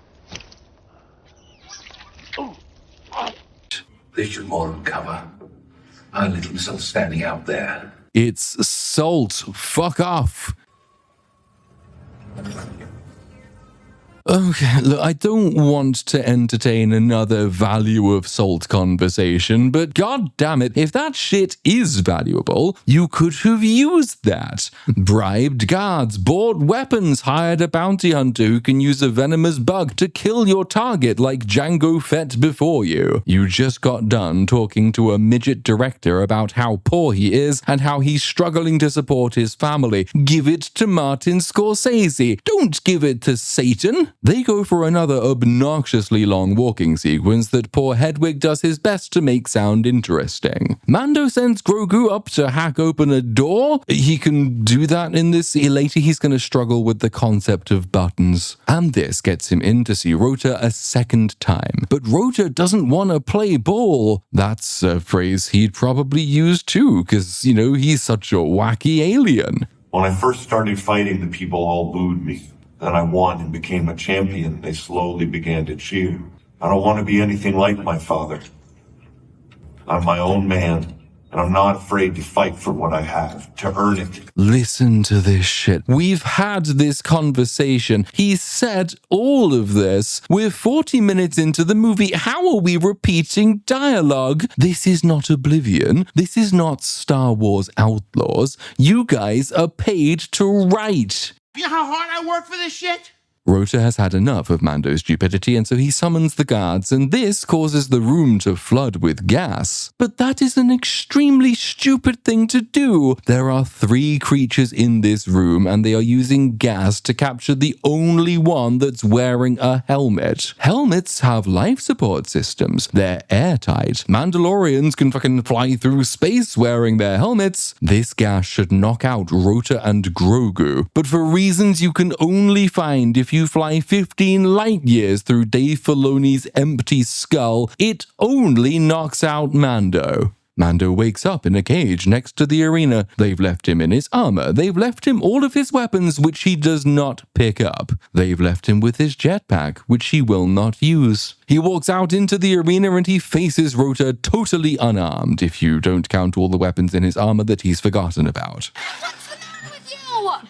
So many things. Needless to say, this is extremely dumb because he knows that Lord Janu plans to kill them with an infinite monsters glitch. Even if he manages to convince Rota, he'll still need to fight his way out. You might need a few weapons for that. And fuck, if you brought a blaster into the ring, Rota would be forced to surrender to you or die. He can't cross the ring to fight you. He can't close the distance. He's built like the quartering. He's functionally disabled.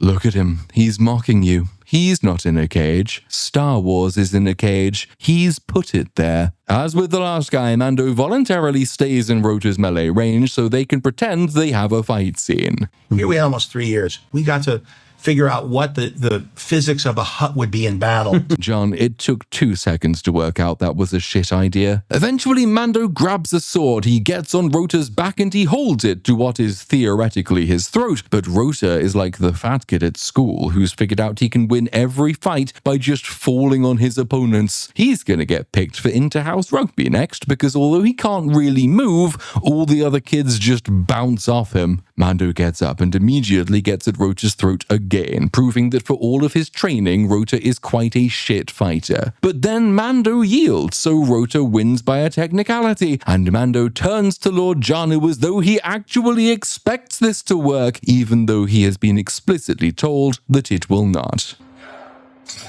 I yield. There is not a school special enough to hold you. What does that mean? That you're extremely unintelligent. Now he's free to die. Well, tickle my dick and call me Hillary, who saw that coming? Now look, it might be that I'm so desperate for anything approaching character work that I'm just making this up. But I think, as the crowd cheers for his death, you see a little moment of recognition on Rota's fugly face mound. He believed the crowds were cheering for him because they loved him. Now he sees them cheering for his death, and he realizes that it was all a facade. I think this happens, but we're going to do precisely naff all with it for the remainder of the film, so in the final analysis, who the fuck cares? On cue, Lord Janu activates infinite monsters, and hey, some of these critters, they do look oddly familiar.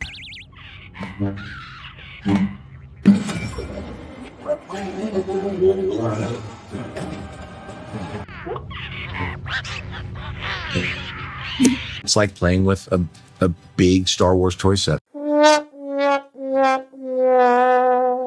Remember Attack of the Clones? Remember how there's a big arena execution scene where Anakin, Padme, and Obi-Wan are supposed to get murdered by critters? Yeah, that spawned 3 totally new monster designs. They're all pretty damn memorable. Fighting the Acklay on Felucia and Battlefront 2? That sticks in the old noggin. But instead, imagine if George Lucas had used the monsters from the Millennium Falcon game. If he'd done that, Star Wars would be smaller. Dave Filoni would make a shit cowboy. The cows would outwit him. The entire arena is secured by a small laser fence that rings the top. This is vitally important because these monsters are large and they are lethal. You need a top-notch security system to keep them contained. What? What? You built a monster containment system that gets switched off when a monster touches it.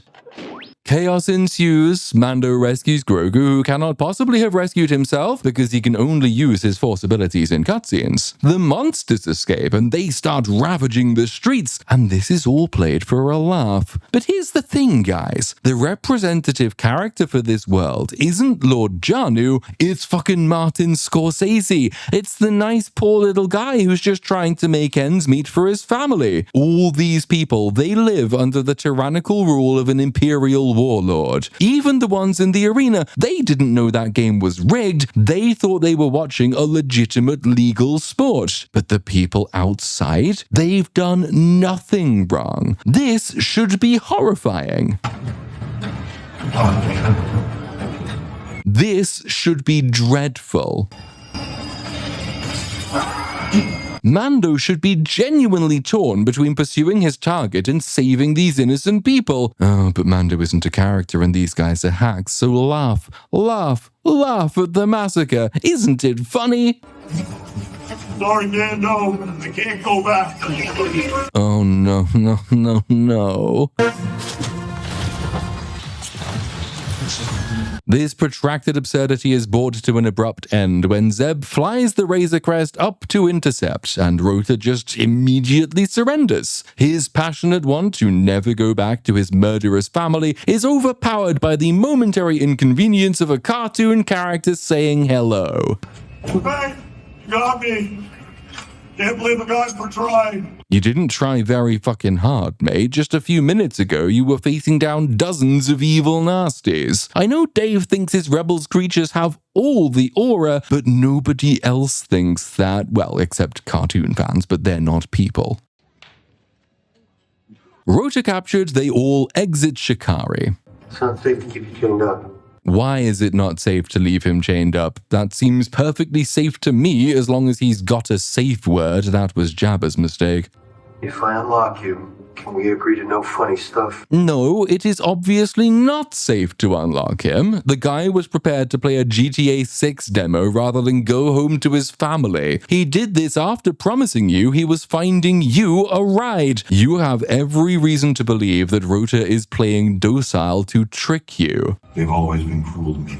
Now that they control this criminal empire, they need me eliminated. Seriously? Again? We're doing this again? No wonder Jeremy Allen White sounds so bored. He's got a paragraph of dialogue on repeat across this entire movie. He made it seem very chill, and he was like, you're going to play a Jabba the Hutt son. You'll come in, it's just voice stuff, we're not going to take any scans, you're not going to do any of that stuff, and we'll just come in for half a day and read some stuff. And I was like, yeah, absolutely. But they hadn't shot any of the movie yet, really. Oh, wow. So I'm just kind of like reading some stuff, trying to put it together. I remember calling him the night before and being like, I was watching some of the movies before, getting ready, but I was like, is there anything in particular you want me to watch? Or what do you want me to to really learn? Is there something I should know? And he was like, no. I don't know how you sleep at night. Working for those monsters. I don't work for them. I work for the New Republic. You see, there's an idea here, and because it's an idea, it doesn't make it into the movie. But Mando Season 3 has precisely one half-decent episode. Well, I say half-decent. It has one conceptually interesting episode. It's the Andor Light episode. In it, we have Dr. Pershing, who is part of the rehabilitation program that takes captured Imperials and tries to reform them into good citizens of the New Republic. The point is to show, even at this early stage, Starkey's rule of revolutions. Revolutions reproduce the worst aspects of the Ancien regime. The rehabilitation program is benevolent but sinister. It dehumanizes its subjects. The bureaucracy is stifling. The ideals of the New Republic do not really affect the low-ranking functionary, the administrator, the man who'd be just as home working under the Empire as he is now in the New Republic because his job and his outlook essentially hasn't changed. That episode tried to show, and sometimes succeeded in showing, a darker side to the utopian vision. The New Republic, it might talk a big game, it's led by genuine heroes and paragons, but you cannot run a galaxy on moral purity alone, and the business of government, especially in times like this, entails grubby compromises. If this film were allowed to actually inhabit the same universe as the story the Disney Plus shows pretend that they're telling, we could have invoked a little bit of that here. We could have had Mando struggling with this contradiction. He sided with the New Republic because he believes them to be good, but here they are demanding that he do the will of the very crooks and criminals he wanted to escape. But, as I'm getting bored of saying, that's not in the movie. He's going to forge his own path, kind of, but there's no reflection on what this means, no plausible reaction from Ripley or the rest of the New Republic to his betrayal, no debate on Mando's part. His values are loosely implied, but they're too dramatically rich to surface in a Dave Filoni Star Wars project. When I bring you back for giving me the whereabouts of Commander Coin, can you ex-Imperial operating on the Outer Rim? The man you're looking for is John. Well, no fucking shit. Of course it's fucking his full name is Janu fucking Coin. He wasn't even hiding. He was using his real name. The New Republic's most wanted target, and they couldn't be bothered to search the database for his first name? Fuck off, movie. Why is everyone so fucking stupid? Favreau, by the way, he said that fans would be pleased and interested to learn the name of a certain Imperial officer. He was referring to Janu Coin. I have no idea why fans would be excited to learn this. He's not a character. He was in Mando Season 3 for about 10 seconds. I think he maybe speaks a line, singular. Guys, peak glop shito behavior. That can't be. The twins would have told me. You're a bounty hunter. You know when someone's lying. My line? Rota has basically just said, the twins were lying to you. I'm not lying to you. You always know when someone is lying. Please read your own scripts, you fucking... And goddammit, every line causes problems. Just before that Bantha Poodoo, you get this Bantha Poodoo. He brought me to his estate once to celebrate a big win, and there were stormtroopers everywhere. So not only is the mysterious Commander Coin running about the world giving everybody his first name that the rebels didn't bother to check, but now we find out he has a huge private villa with stormtroopers just milling about pointlessly out in the open. The man wasn't hiding. You just never looked. Yes, you are stupid. At least this means the New Republic will send a detachment to capture or kill him. Right? Mando is going to relay this information back to the New Republic. Yeah? Jeb's gonna refer this up the command chain, right? Places with lousy with stormtroopers. You're gonna need a lot of backup if you're actually thinking of going in. He doesn't need backup. He's the Mandalorian. He's invincible. But if you were interested in actually putting a couple of characters in your first Star Wars movie in 7 years, you actually could use this to force some animosity between Mando and Jeb. Mando has a financial incentive to do this alone. Ideally, he'd also have a personal motive to do this alone. Jeb, though, is seconded from the New Republic. He wants everything to go by the books. He's already seen how Mando handled the first mission. They needed excellent Muff alive, and Mando killed him. This... You see, we catch the bad guy, and they tell us where the other bad guys are. This isn't a character beat, it's just a joke. Worse, it's the sort of joke Dave Filoni would laugh at.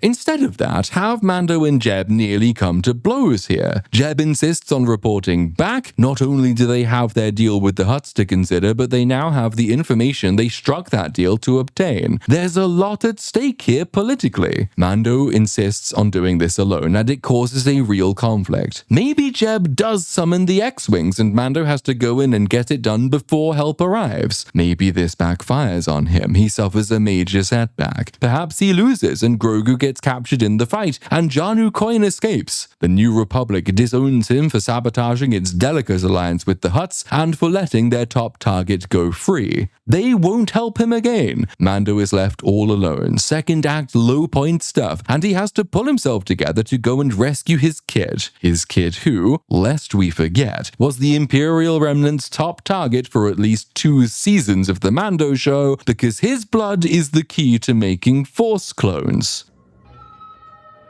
Imperial Commander Janu Coin. Or I guess we could have another dumb and pointless fight scene, sure. There's hardly anything to say about this dumb and pointless fight scene. Mando is invincible, but he sometimes pretends that he isn't and dives into cover he doesn't need. He takes out so many troopers, he doesn't need any help, but Star Wars, it belongs to Filoni now. Boo!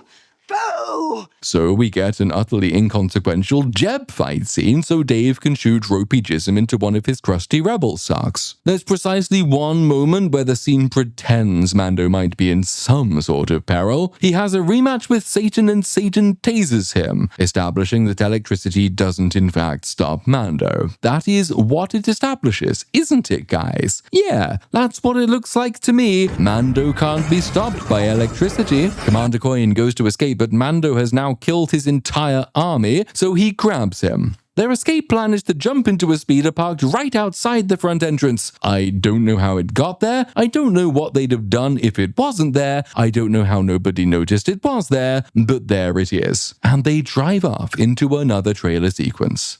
Remember the buttons I told you never to touch? Oh. Don't touch the missile battery switch. That's why there's a safety guard on. Shoot.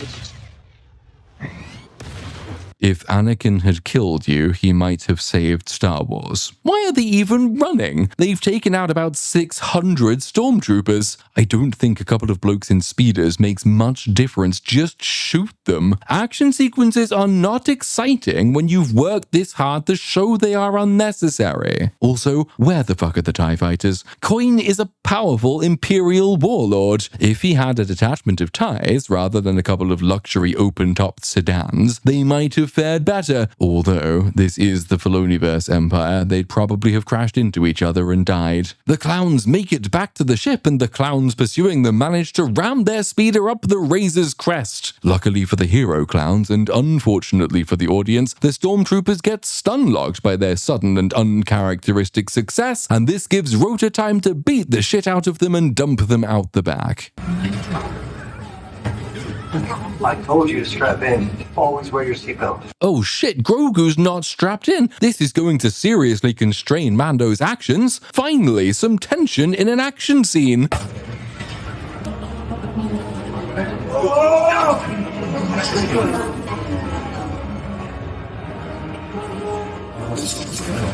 Oh, never mind.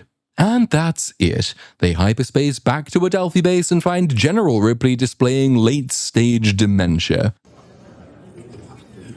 That doesn't look like a hut.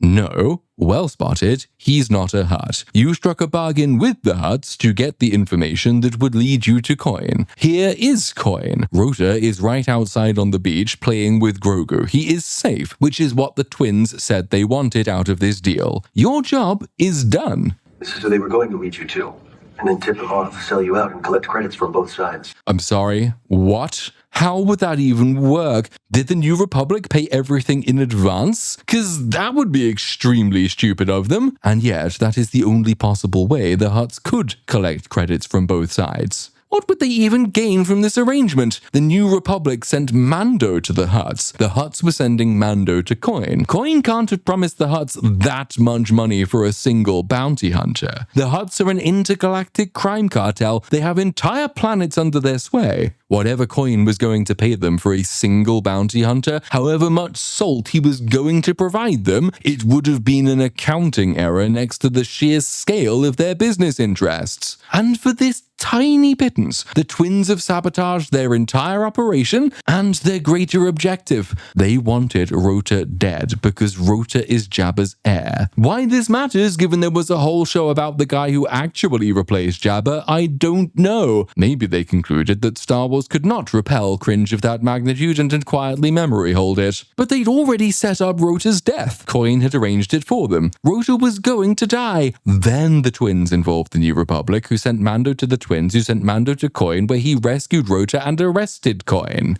This is nuts.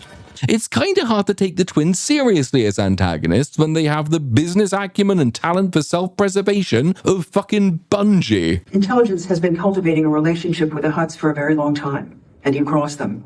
Look, I know you're really old and you're clearly longing for the sweet release of death, but did you not hear what Mando just told you? The Hutts were going to betray you. Your relationship with them was a sham. It's over. The Hutts are your enemies. Shocking, I know. Who could have predicted it? That's what you get for murdering Jabba, you dumb fucks. Not only are these characters speaking past each other, they're not interrogating their own positions. Everybody, Mando in particular, has just accepted that Rota is telling the truth. That, though, is not a safe assumption. He's already lied to you once. Ripley in particular should want to interrogate Rota even more now. And he's right outside. The New Republic needs to know if it's being betrayed by Rota. If it establishes it's not being betrayed by Rota, but is in fact being betrayed by the twins, then it needs to work out if Rota could be a valuable asset. Ripley told us the New Republic needs the Hutts. Rota is the heir to Jabba's crime empire because Boba Fett grew up surrounded by cringe. So elevating Rota over the twins would now be the New Republic's top strategic priority. All of this, by the way, is proof that this movie is not totally inconsequential, as some critics have suggested. There's a huge amount of important world building that needs doing, and that this movie is busily wrecking. Well, you missed out on them paying you a big bounty for their nephew. So be it. Well, I'll see if I can hit a command for a fee for the capture of Coin. But you employed him to capture Coin, not Rota, and you already paid him for capturing Coin. You gave him the Razor Crest as a down payment. Has the entire writing team been brain raped by poor Cullet? It's on me. This one got messy. You won't do it for free. You've been paid. Well, fuck it. We're coming to the end of one of the mid-season episodes this script was cobbled together from. So Mando says he's going home to take a break. The Razor Crest takes off and flies to his hut on Navarro. But a strange-looking evilman is watching them. Is this, perchance, a cartoon character? Some fricks arrive to do work on the Razor Crest. It might unironically be true to say that out of 3 very expensive sequel trilogy movies, Babu Frick is the most popular legacy character. I think, I was just following in the footsteps of what J.J. Abrams did. You light speed skip? They fly now! I bypassed the compressor. I never told you when! I have died before. Taking one last look, sir, at my face. Good job. Look, there's loads of them. You've got John Frick, William Frick, Brian Frick, and Lucius Percival John St. Michael Frick. Aren't we pleased to see them? I was alone when I was his age. If you mean that literally, you've never been Grogu's age because he's older than you. He's over 50. If you mean that in the figurative when I was a child sense, that's not true either. There was a whole terrible animated movie about what you got up to at that age. Mando sends Rota off with a passing gunrunner and tells him to keep moving because the twins will be hunting for him. Make sure you lay low.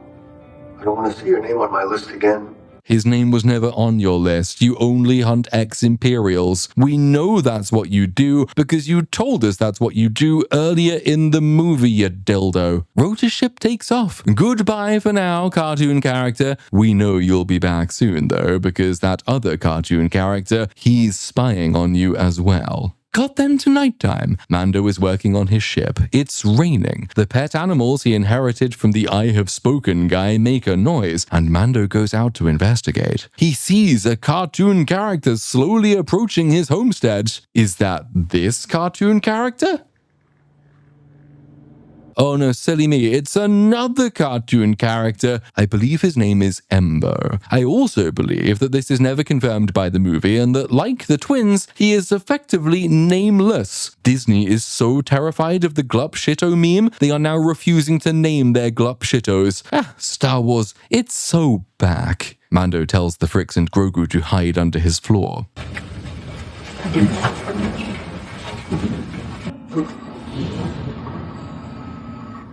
So chat, when you're in your house and you can hear the bloom, bloom, bloom, and maybe even see because of your visor, someone's on your roof. Like, all right, you got several options in terms of trying to anticipate how they're going to come in or what damage they might do, or even how to damage them. Mando very cleverly throws a grenade at his ceiling.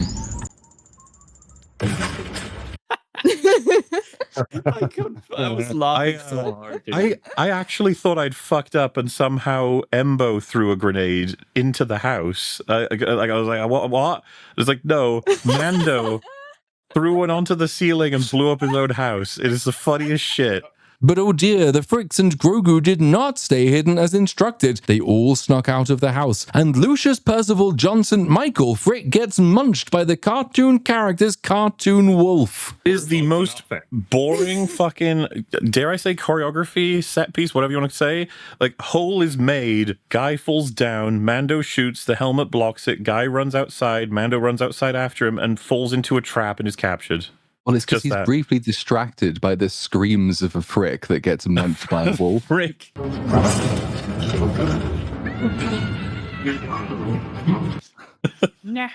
frickin' screams, man. What can you do? Because he tells them to stay hidden, so obviously they run away outside, and then they get accosted by this wolf. And then one of them munches on a Frick, and the Frick goes, ah! Mando looks over, and then he falls into a trap. Worth knowing, though, that the munching on that Frick is definitively capturing it, but not hurting it whatsoever. Yep. Wait a minute, how did this happen? That's not how electricity works. On you specifically, the movie showed us this earlier. But it does this time, so Mando and Lucius Percival Johnson Michael Frick are captured, and the cartoon character leads them onto his ship. He receives a raven from the twins. Sorry, no, wrong show. He receives a holo message from the twins telling him to bring Mando to Nal Hutta. This would be entirely redundant, except that the movie clearly wants us to believe that Grogu both oversees and overhears it. But that doesn't work, because he's clearly far too far away to overhear or oversee it. The movie needs him to have done this because it needs him to know where he's going next. But you wouldn't have had to do it this way if you'd actually figured out what and who Grogu is supposed to be at this point. If he were allowed to have even a child's intelligence consistently, he could make the cognitive leap himself. He has been to Nal Hutta. He has been told how evil the Hutts are. He has been told about their betrayal. Mando has been kidnapped. He could have reasoned for himself that he had been kidnapped by the Hutts. But Grogu is also not allowed to talk, so conveying that is impossible. He simultaneously has Schrodinger's intelligence and none of Schrodinger's intelligence. Schrodinger's intelligence, if you will. Then, because the movie respects your time about as much as Chrissy Meyer respects her audience, we hop up into space to see Mando distract the cartoon character's cartoon dog and allow Lucius Percival Johnson Michael Frick to escape its clutches. Then the cartoon character comes back down and zaps Mando unconscious again. That is all that happens in that scene. Took me about 10 seconds to describe. It accounts for 2 whole minutes of movie. Ordinarily, my videos are longer than the movies they critique for 2 reasons. Number 1, I spend longer thinking about any given movie than the writers did, and I know this is true of my audience as well. Number 2, Brandolini's law states that the amount of energy needed to refute bullshit is an order of magnitude bigger than that needed to produce bullshit. This video might still wind up being longer than the movie, but Mando and Grogu is quite remarkable because so many scenes are so empty that there's just nothing to describe, never mind to criticize. Back down on Navarro, Grogu has a tooling up sequence. The Razor Crest is right there, and the Fricks know how it works because they were hired to make it work better. But rather than taking it, they all hop in a miniature speeder and go into town to find another ship. This is all in service of a joke, and that joke, like so much about the movie, is designed to pad out the runtime. We then get a long and unnecessary shot of Embo's ship arriving at Nal Hutta, which is totally redundant because we already know where he's going, and we've already had a long establishment shot for it. We could have just rejoined this part of the story with Mando being brought before the Hutts. In Attack of the Clones, I know how many times am I going to praise clones by comparison. Not an efficient movie by normal standards, but a masterpiece when compared to this one. Geonosis gets an establishment shot. We cut in time and place, and Obi-Wan spots the Federation ships, establishing that villains are here and conspiracy is afoot. Obi-Wan lands, and we cut in time and space several more times to ensure the audience is only seeing as much of his exploration and discovery as is relevant to the audience. Once you've done all of this stuff, you do not need to do it again for each new character who arrives. Anakin and Padme are only shown arriving in a different part of Geonosis because the fact they are arriving at a different place is relevant. Rarely, if ever, did the first 6 Star Wars movies show you a visual to establish something that is already established, or a visual for the sake of the visual. George Lucas, at his most protracted, still tries to avoid wasting the audience's time. I've just learned a terrible truth. I think Chancellor Palpatine is a Sith Lord. A Sith Lord? We must move quickly if the Jedi Order is to survive. Master, the Chancellor is very powerful. You'll need my help if you're going to arrest him. For your own good, stay out of this affair. I sense a great deal of confusion in you, young Skywalker. There's... In the name of the Galactic Senate of the Republic, you're under arrest, Chancellor. There may be some ghetto in this one. This repetition also damages the movie. When Mando first arrived here, we did the Bespin reference to establish that the Hutts take security seriously. When cartoon character's ship arrives here, we again get the escort down, implying the Hutts track all inbound ships, including their employees. But when the Frick ship arrives just seconds later, it lands undetected, meaning the Hutts do not track every inbound ship after all. They only only track known arrival? What are we trying to say here, guys? Lucius Percival Johnson Michael Frick has in the interim escaped from cartoon character's ship, and with an entire planet of dense swamp to choose from, he manages to speedily find his way to his comrade's vessel. What an unbelievable coincidence! Hooray! The Fricks are reunited! And this sets us off on a sub-Team America sequence where some awkward puppets awkwardly go awkwardly adventuring into the palace. Modern Star Wars seems to have memed itself into believing that original Star Wars puppetry was always charmingly jank. It finds this acceptable. It finds this acceptable.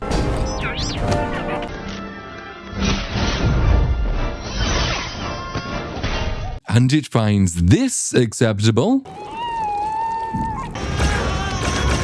because it is funny, like the olden times were. I think the most challenging thing was having so many puppets, because each puppet requires a different pass. So if you had like 4 Anzellans and Baby Yoda, that could take half a day. So what looks like something that we're just messing around with, like you're doing a kids' TV show, was actually a tremendous technical challenge. I think Star Wars is one of a very unique genre, because you can have state-of-the-art CGI, state-of-the-art visual effects, and then you can also have a nostalgic version of visual effects that fit side by side. The thing is, I'm actually struggling to remember a single example of original Star Wars puppetry that was comedically jank. For the most part, what stands out about those movies is how good the puppetry is. You don't look at Yoda and laugh in the meta at how goofy and obviously bad the puppet work was back then. That movie went to great lengths to ensure you did not laugh in the meta at Yoda's performance, or indeed at any aspect of the movie. If you were too distracted by the janky performance, then the diegetic humor of his first appearance, when he plays the clown, that wouldn't land so well. It wouldn't serve as a contrast. The comedy is not ever designed to take you out of the movie. You're only ever supposed to laugh with, not at, original Star Wars. We were working with Werner Herzog, and he's looking into the crib, examining the baby, and we do a take. Yeah. And we pull him out and we say, okay, we're going to do the clean plate for the digital. He says, what? What are you talking about? We said, we have to shoot it because we're going to replace this. Yeah. He says, this thing is beautiful. What are you talking about? I said, you're a coward. Did you see the Baby Yoda that was revealed in the pilot yet? I have seen it on the set. And it's heartbreaking. It's heartbreakingly beautiful, and and I saw two technicians operating it remote. One was for the eyes and the mouth, and the other one was for other facial expressions. It's a phenomenal technical achievement, and beyond the technological achievement, it's heartbreaking. Why is it heartbreaking? I don't know. I only saw it on the set. I haven't seen it in the movie yet. So, because I haven't seen it yet. In 2 hours, when I have seen it, I can answer it.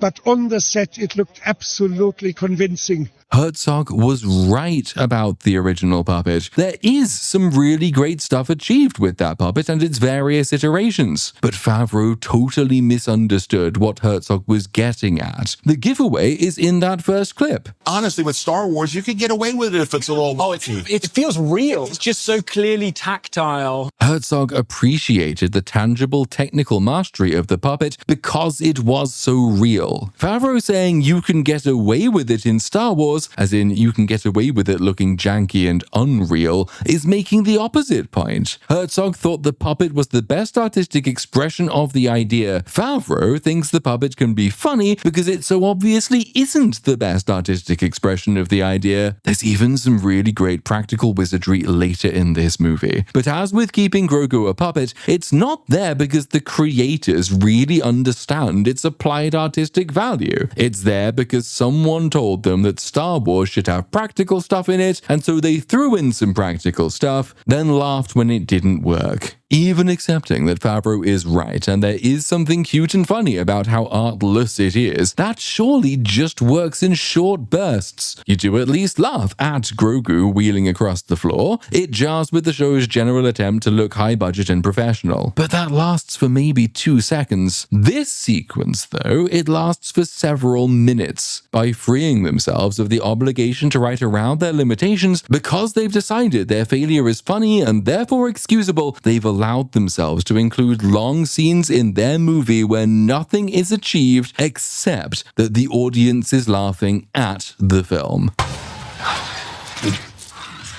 Oh, it's so cute. It's so funny. That was definitely worth the 5 minutes it took to get there. Too many minutes after he arrived, Mando is brought before the twins, and for no particular reason, cartoon character removes his cuffs. Time for another trailer.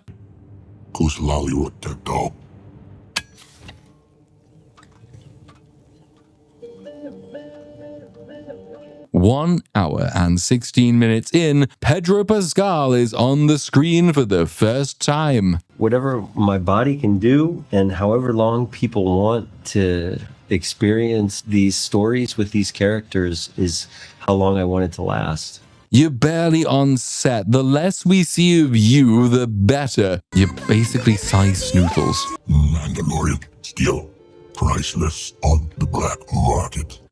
They're gonna leave his armor on him, aren't they? But what's even more is knowing we have shamed you forever. You, the outcast, for letting an enemy see your face. Yeah, okay, except no. All he needs to do to recover his reputation is go take a bath on Mandalore, and that's going to be much easier to do these days, given his best mate Botox Karen rules Mandalore.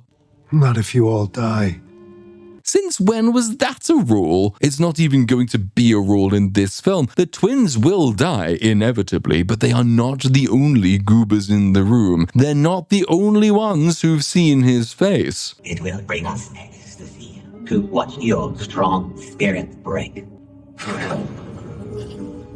They called Rota? Oh no!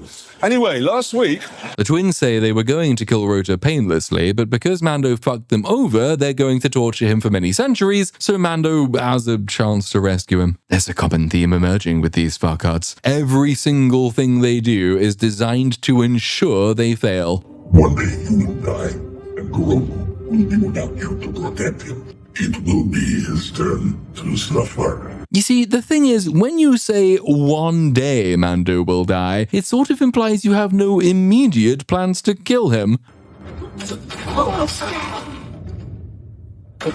But it turns out they do have immediate plans to kill him. Not as immediate as it could have been. Their plan is to drop him into this pit and wait for him to be killed by one or the other variety of penis creature they keep locked up down there. The thing is, though, they've left the roof open so they can watch. Mando has a jetpack. At no point have we even intimated that his jetpack was taken off him. He could just fly right back up. Even when he plunges underwater, that's no problem. We know that these jetpacks work underwater. We saw it in season 3. His fight against the two penis-eye turns into a fight against an even bigger, nastier penis that I guess was just waiting for its cue to get involved. We learn later that the first 2 penis-eye are actually sentient aliens, by the way, so fuck knows what they were doing down there, but Mando's probably left at least one family of orphaned baby penis-eye.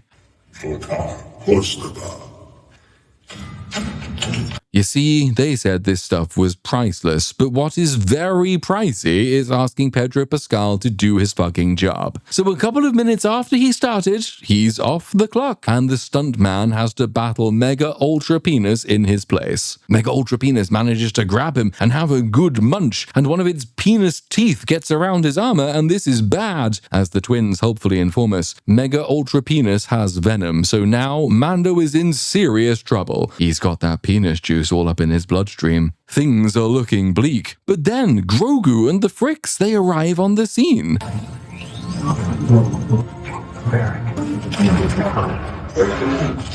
We got a Star Wars Outlaws reference and then a massive bomb. Clever stuff, guys. Well done. Very meta. They all get sucked through the pipe, ejected into the swamp, and they run off. Now, the Hutts know that Mando has been infected with penis juice, and they have, or should have, total control of their airspace. All they need to do now is wait until the penis juice finishes him off. But they don't seem to realize this, so they panic, and they send their droid army to hunt down the escaped prisoners. The Fricks, meanwhile, lead Mando back to their ship, and we get the joke's punchline.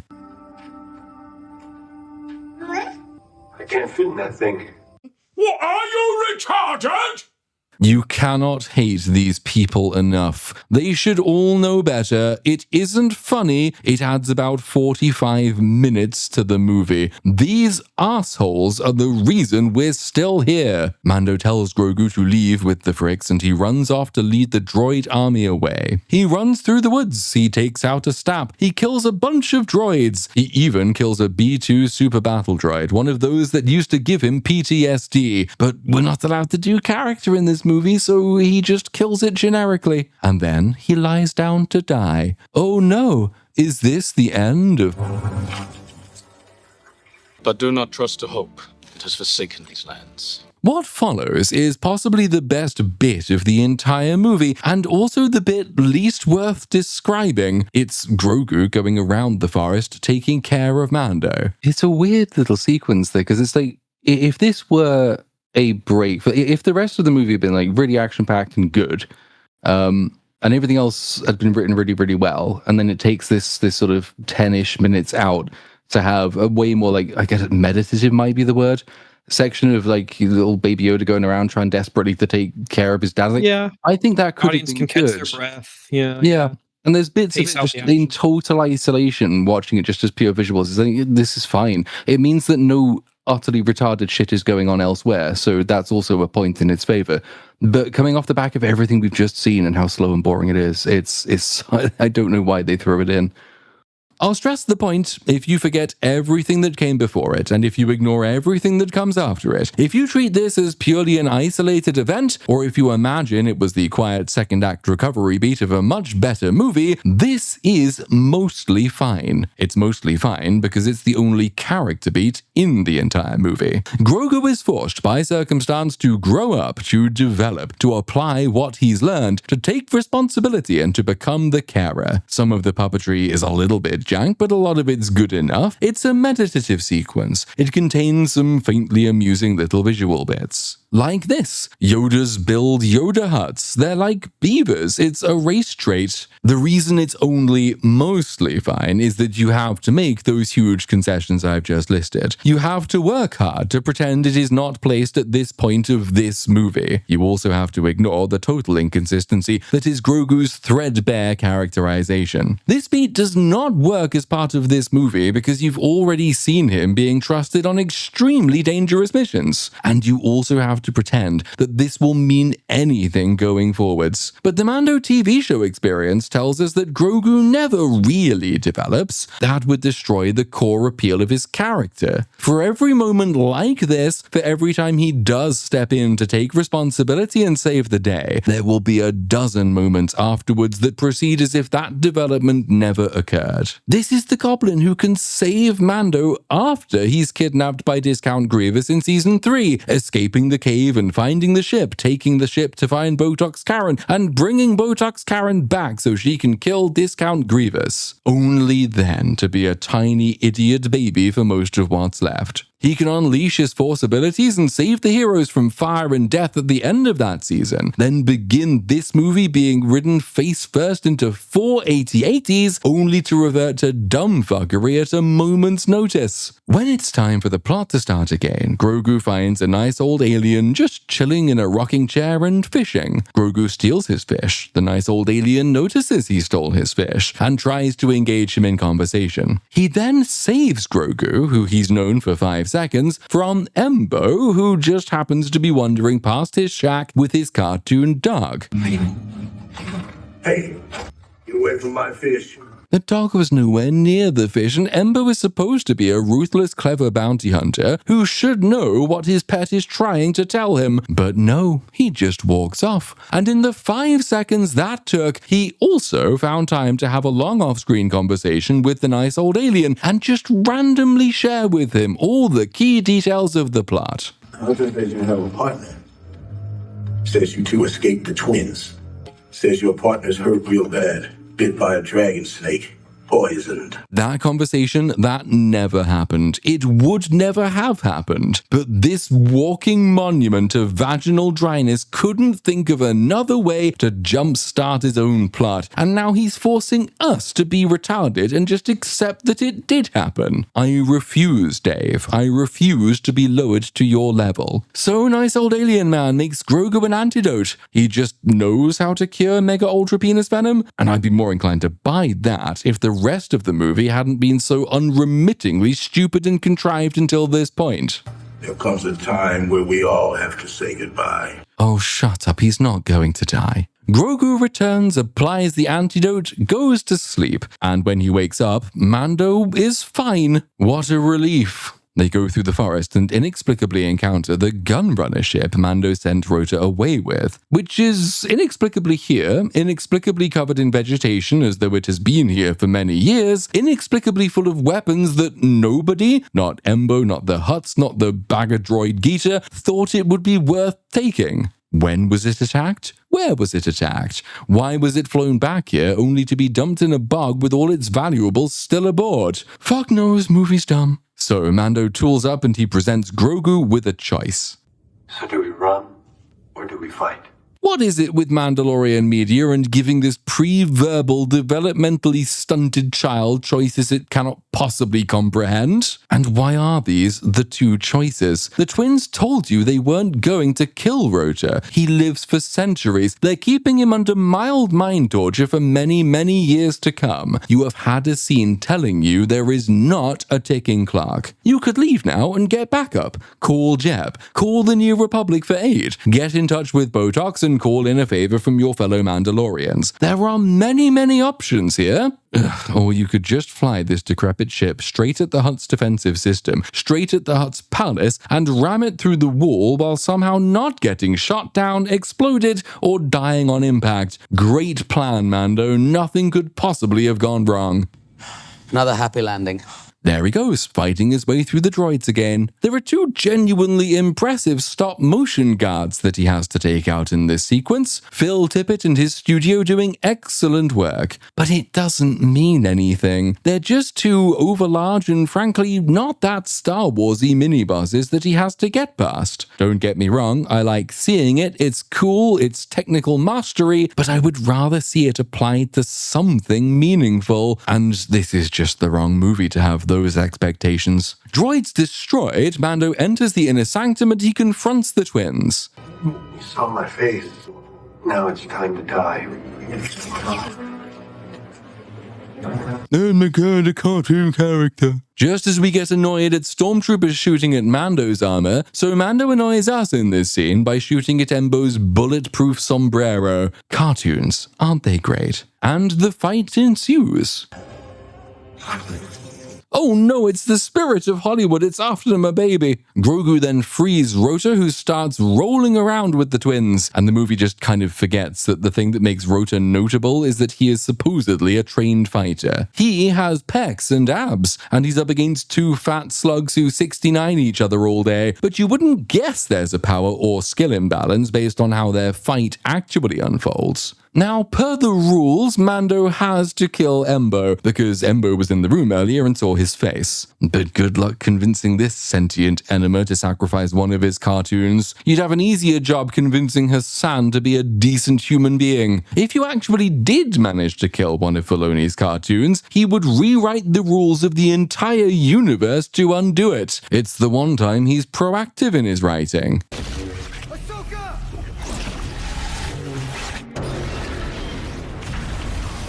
Oh, great. Then, and you'll have to bear with me here, then the floor over the Mega Ultra Penis Pit begins to crumble under the weight of the battle, and then it collapses. The floor of this Hutt palace cannot support the weight of Hutts, apparently. The twins fall in and Rota falls in after them, but Grogu uses the gay and pulls him out of the hole. That's not how the gay works. Mando shocks Embo and he just flops to the ground unconscious. Rota has been rescued. The twins get munched by Mega Ultra Penis. Yet somehow, this is not quite the end. And this poses a bit of a problem, because it probably should be. The twins wanted Rota dead because he was Jabba's rightful heir, as though the Hutt crime cartel operates on the basis of monarchic primogeniture. They are dead. He is alive, so by their internal logic, he should be in charge now, no? And the lazy but conventional way to end the movie, it would be lazy, it would be conventional, it would be less problematic than the ending we do get, would be for the droid army to burst in and for Rota to command them to stand down. It would also be symbolic. He has shunned his father's mantle. He now realizes he should accept it and use it for good. Like his father before him, he could save the rebellion. He'd get a little bit of growth, a little bit of closure, making his character seem a bit more like, well, a character. But that is not what we're going to do. We don't have much time. We have to get out of here. Mando! Please get us back! What? Please get us back! Don't get away with it! Sorry, what are we doing now? This place, it's outside New Republic jurisdiction. You're not allowed to be here. You weren't even allowed to do this on an actual Imperial compound on Shakiri. Entering atmosphere. What's your status, Mando? Why are you here? You're 76 years old. There's too many. Fire everything you have in my location. Yeah, no, they're not gonna do that. The Hutt cartel is extremely powerful. The New Republic has been trying to work with them, the implication being that they need to work with them, because they're a regional power bloc, and the New Republic isn't strong enough to do it all alone. Losing that alliance is one thing, but bombing their citadel? I can't give that order. We'll be out of here by the time you do. No, that's not the reason she can't give that order. She can't give that order because the New Republic cannot afford a war against the Imperial Remnant and the Hutts. And anyway, the twins are dead. There's now a power vacuum in the cartel. The one guy best placed to fill it is on your side. You could actually come out of this with a powerful new ally if you play your cards right. No leader to squadron. Assume defensive formation, prepare to engage. All weapons hot. Copy that. Why are you all so old? Where are the young men? What has happened to New Republic military recruitment?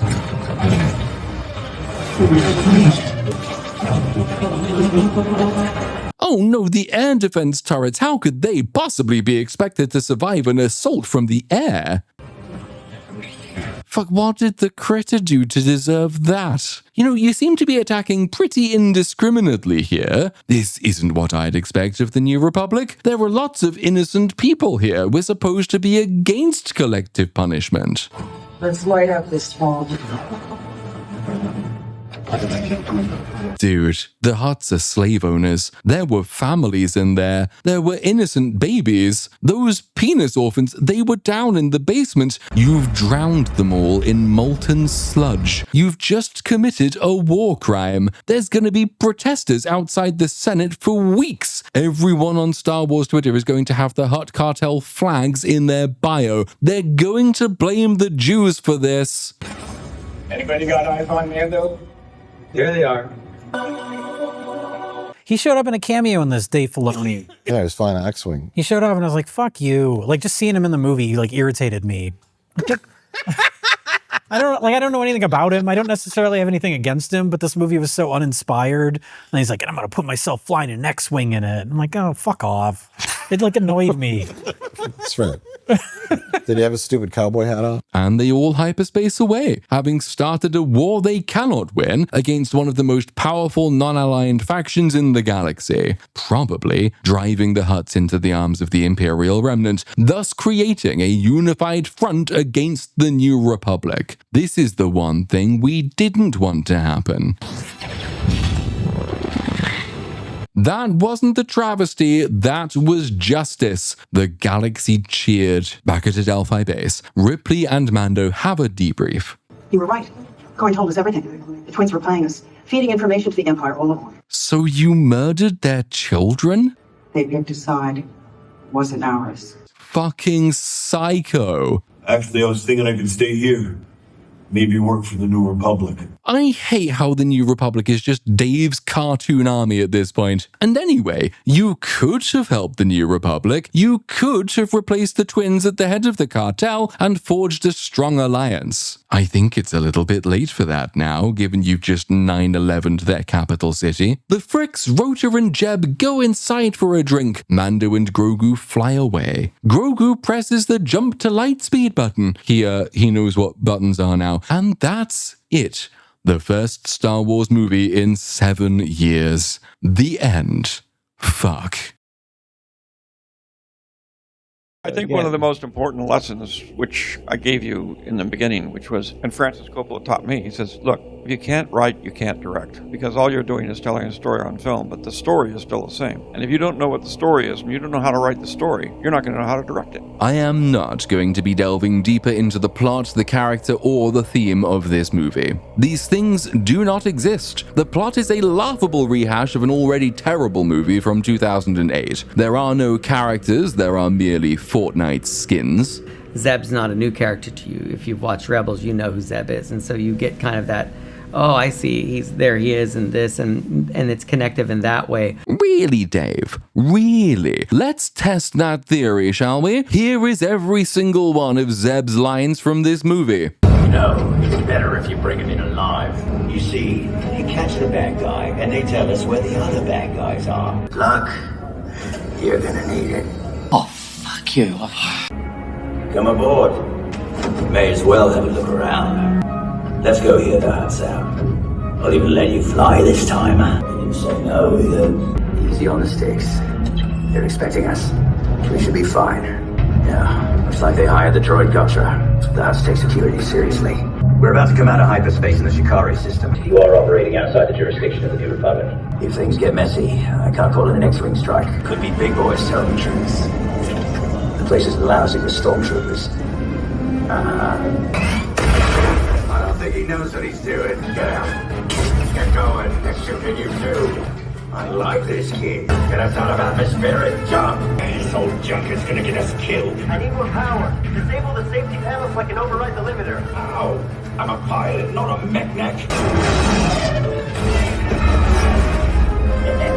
I'm getting a little tired of these hot extractions. Hop in. You know, I might have a uniform that'll fit him. Come on. Let me buy you a drink. Do please provide me with an essay on Zeb's characterization solely from this film, Dave. I fucking can't, and it's literally my job. His character and his description are the same thing. Alien guy flies the plane, and this applies to pretty much everybody else on screen. The twins, villainous Huts, want to kill their nephew. Rota, Jabba's son, likes fighting, doesn't want to be evil. General Ripley, New Republic commander, sometimes flies an X-Wing. Mando himself, cool-looking bounty hunter who wants to protect Grogu sometimes. The only character with anything approaching an arc is Grogu himself, which, as I've argued already, means nothing, because Grogu goes through this sort of progression on a seasonal basis and gets reset the next time you see him. There is no growth, there's just the lie of growth. There is nothing to latch onto in this movie. There is more to say about Jyn fucking Erso in Rogue One, and that's Jyn fucking Erso. There's more to say about Rey. And with respect to world building, I think we've already covered the major problems. By the beginning of the movie, the Imperial Remnant is a joke that makes no sense. And by the end of the movie, the New Republic is a joke that makes no sense. Oh, we've been cultivating a relationship with the Hutts for years. We need them on side because we're too young and powerless a group to exert control in the outlying systems. We'll even tolerate them doing their shady Hutt stuff because compromises must be made. What's that? The Hutts are evil? Let's glass their capital city and murder a bunch of innocent people, innocent children, ensuring their eternal animosity and losing any chance at rapprochement with whoever rises to lead them next. Good luck getting a pro-Republic Hutt leader now you've murdered them en masse, you dumb fucks. Look outside. I see nothing but death.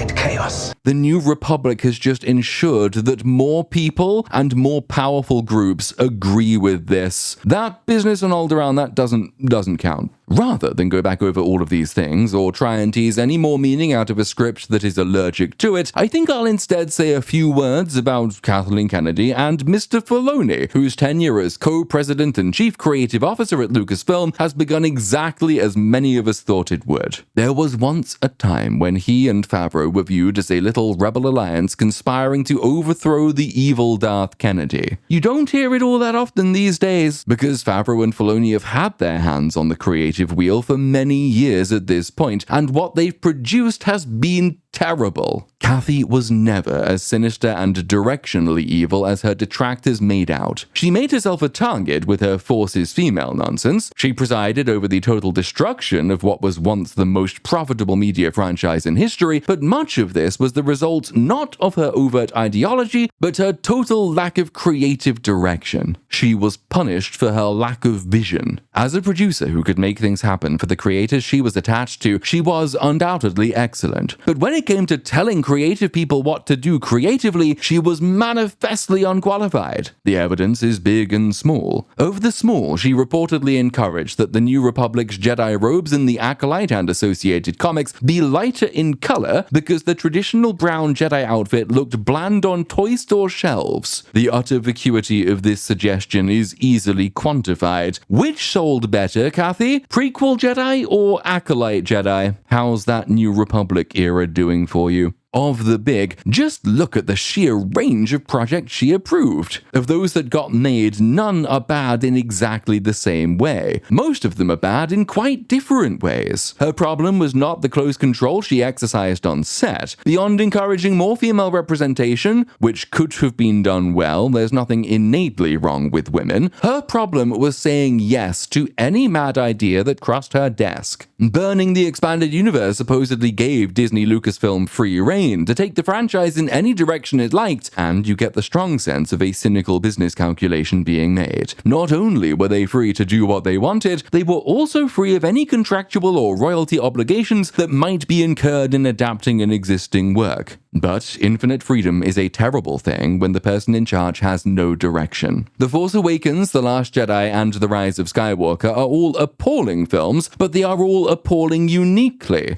These were not films to be made because the person in charge wanted to tell a story. They were films that were made because she and her bosses wanted films to be made. Thank you, Bob. I'll first say you did a great job. Thank you very much. Coming from you, that means a lot. Well, it could have gone very bad. What advice do you have for Kathy? Good luck. They had at most a grudging acceptance that movies required stories. Under true creative direction, you do not have a trilogy made by J.J., Ryan, and Colin Trevorrow, then panic and bring back J.J. for Trevorrow's movie. You do not hire the creators of the Lego movie, then allow them to clash with Lawrence Kasdan, then bring in Ron Howard. You do not let Gareth Edwards finish an entire film, then panic and bring in Tony Gilroy to rescue you from the results. You do not announce movies, series, and even entire trilogies from everyone from Taika Waititi, Rian Johnson again, Patty Jenkins, Charmaine Obaid-Chinoy. Who? Kevin Feige, Leslie Headland, Jon Favreau, Dave Filoni, Tony Gilroy, Deborah Chow, Dan and Dave, James Mangold, and the list goes on. She was going to give Del Toro a fucking Jabba the Hutt movie. She let JJ kill Kylo, then greenlit a script about searching for Kylo, and had to be told by Bob Iger that he was dead so it wouldn't work. The list of approved, produced, and cancelled Star Wars projects resembles a woman plonked into the middle of a furniture store with an unlimited credit card. Women cannot handle this sort of pressure. It's sensory overload. They make bad choices in these positions. Every single creator who worked with Kathleen Kennedy, with the possible exception of Lord and Miller, has been very complimentary about the experience. Most of them seem to have had some equivalent of the following conversation. They go in, they pitch, she says she loves loves it, but she wants it to be more like them. She wants their Star Wars project. And in a world where Star Wars movies had a strong sense of direction, a culture of permissiveness beneath them in the world of streaming TV and video games is absolutely permissible. But when the same permissiveness extends to the movies themselves, when you allow your directors the leeway to spend hundreds of millions of dollars arguing with each other via the medium of Star Wars, A Jedi's weapon deserves more respect. They were nobody. They're filthy junk traders. You are a Palpatine. then you are guilty of something far worse than mismanagement. You have crossed into the realm of reckless endangerment. The problem was never just with KK. It is also a story of corporate culture. She saw her job as saying yes to everybody except Zack Snyder. She was thus approached by anyone in Disney's stable, anyone who had worked for them before, anyone with access. If you say yes to Disney's entire stable of directors and you get a grand total of 1 excellent product and 2 that just about rise to the level of okay, then that speaks to a deeper rut within the ecosystem in which Kathleen Kennedy was operating. And it explains why not only Star Wars but Disney's entire slate of IPs went the same way. Not all as dramatically or as quickly as Lucasfilm, which now has nothing left to its name, but all in a similar manner and all in a similar time frame. Ultimately, Kathleen Kennedy should not have told 1 million directors to make their own Star Wars project. She should have told 1 or 2 directors to make her Star Wars project. This is the way Lucasfilm approached theatrical productions during the Lucas era. But while Lucas had stories to tell and would upend the entire industry in order to ensure his stories got told, Kathy did not. She misunderstood the assignment, and Disney misunderstood what was needed. It thought it was buying a content mine and that the mine just needed a corporate representative to sign the checks. What Lucasfilm needed, though, was a soft dictatorship, someone with a firm idea of the future, of what they wanted the company to do in the storytelling realm, someone who could delegate, but whose primary job was to direct creative output. Absent that, we got vaguely feminist-flavored drift, and the transformation of a company from dictatorship to idiocracy. Disney has since entered what it thinks is course correction mode, and has turned to what its idea of a fan whisperer is. You see it with Marvel, where they've brought back the Russos and the characters they made popular, in the hopes this will begin to make things right. And you see it now with Star Wars as well, with the elevation of Dave Filoni, whose reputation is not as a creator, but as the old master's chosen apprentice. Did you ever hear the tragedy of Darth Lucas the Wise? He taught his apprentice everything he knew, then his apprentice fucked it all. Permit me, if you will, an uncharacteristic sporting analogy. For nearly 30 years, Manchester United was managed by Sir Alex Ferguson. It's not much of an exaggeration to say that the most successful English club and one of the most successful sporting brands in history was the personal achievement of one man. You could not imagine the club, or even the league, or really football itself, without Sir Alex Ferguson. He adapted to and then defined several sporting eras. During his near 30-year tenure, he only missed out on the title 8 times, and often the margins were tiny. Had a few matches gone differently, his team's domination would have been more complete. Eventually, time and age caught up with him, and he retired in 2012.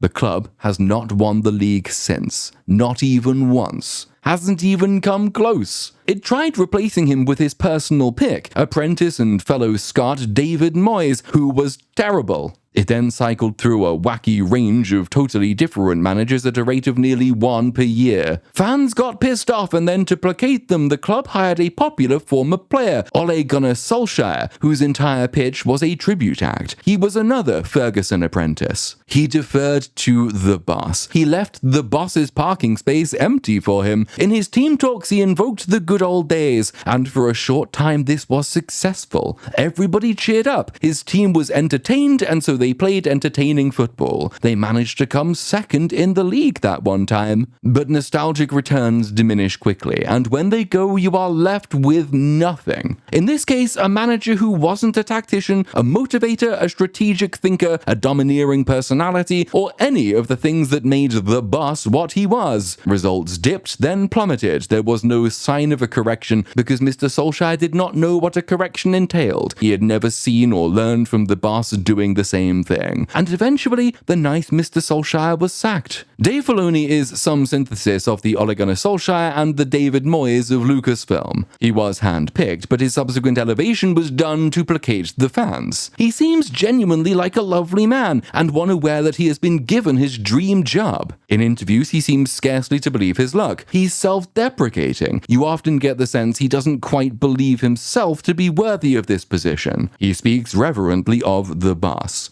Yes, I'm a huge fan, but, making these stories, telling stories is what I want to do. And there are very few people that are, to me, as good at it as George is. And so to learn from him over the years, I just have a tremendous respect for the fact, and I've always, I just know this is his universe. He created it.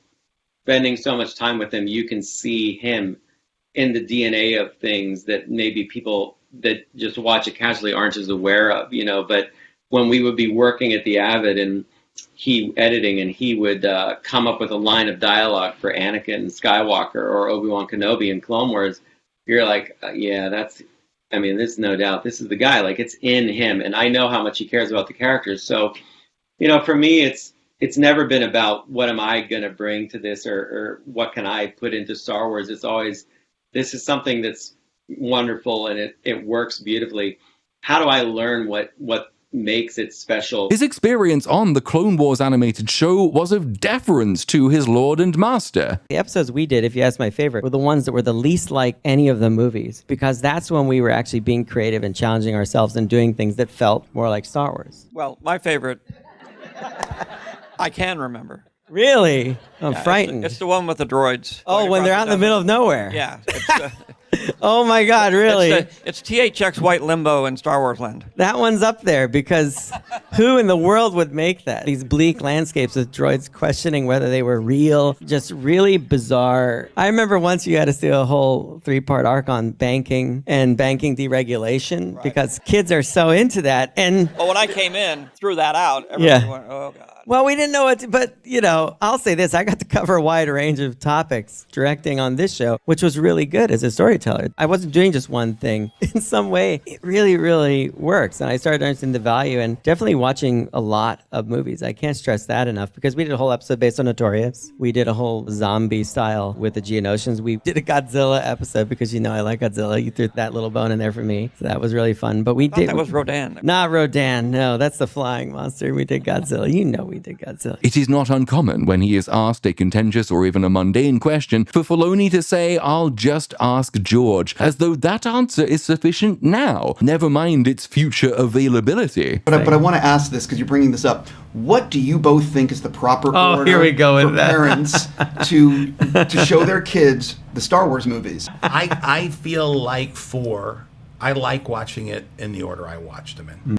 But I think it also builds in the tone, even though chronologically it's 1 through, 1 through 9, the technology of the filmmaking and the voice of the storyteller has changed. Yep. So I actually think that the order that they were released in I still back that. But I've never watched, have you watched it from 1 through 9 that way in order? Of course. And what's your answer? There's no wrong way to watch Star Wars, John. There's no wrong way. Which way would you recommend? What I recommend? Yeah, what your best friend's kids are watching it for the first time, what order they watch it? I don't really have a bias. I think it's really up to the parents. Then I would make that choice for them. I probably at this point would say you start with 1, Probably, or if I really, I'll just ask George. George is in his 80s. He is mostly retired. He's not going to be around forever, and he has repeatedly said he stepped away from all things Star Wars. Dave Filoni is undoubtedly a fan, but Dave does not have the ruthlessness required of a storyteller. He's a child playing with his toys. To the extent he ever makes toys of his own, it's so he can play with them in perpetuity. But more often than not, the toys he plays with were handed down to him by Lucas, who was, first and foremost, a storyteller, and who knew when and where to put the toys away. One well-known and revealing example of their different sensibilities is the story of Plo Koon, whom Dave wanted to have survive Order 66 in order that he could continue playing with him. Because I could understand where people are like, how could she battle all of that off, and Plo Koon couldn't, because of course Plo Koon could have done it. What? If he wasn't in that fighter, he would have been fine. But well, I think that's my story, and I'm sticking to it. If Obi-Wan can cut Darth Maul in half and he can survive, Plo Koon can survive Order 66. I've made that case.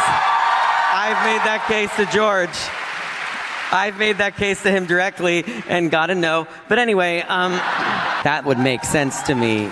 Speaking in an interview with fellow Rebels writer Henry Gilroy, no relation to Tony, Dave said, "I once pitched George the idea that Plo had a parachute and that he bailed out of his fighter before it crashed. Then George said he would only continue the scene and make Plo's death more painful. I think his parachute was going to catch fire and he falls on something sharp. I even pitched Plo being added at the end of Return of the Jedi as a blue ghost, but that didn't go over either. As for Ahsoka's future, I have ideas, even outlines that answer your question, the question of why she doesn't appear in Revenge of the Sith, very specifically." Henry Gilroy added, "George likes to tease Dave about his affection for Plo. Early in one meeting he said, only a diseased mind thinks Plo Koon is the best character. That always cracked me up. But George ended up being really impressed with how Plo came to life in the series. These suggestions that Plo Koon survives Order 66, that he be added to the end of Return of the Jedi, are totally of a piece with how Dave handles returning Jedi in the shows he does control. Think of how many hundreds have since survived Order 66. Fuck, he literally broke space-time in order to prevent Ahsoka's certain death in Rebels, the world between worlds, which is definitely not time travel, guys. It just allows certain characters to be pulled out of one time and put in another. That is why Ahsoka is alive enough to have her own terrible show on Disney Plus, set alongside The Mandalorian. He just couldn't let her go. She's one of his toys. He cannot stop playing with her, even if the story demands that she die. Dave Filoni's gimme more toys mentality is on further display in his Ahsoka show, when Sabine Wren, who was only a Mandalorian in the Rebel show, was turned into a Jedi. Because, like all children, Dave thinks all cool characters should be Jedi, because Jedi are cool. This was a decision criticized by his fellow Rebels writer, Henry Gilroy. We had a discussion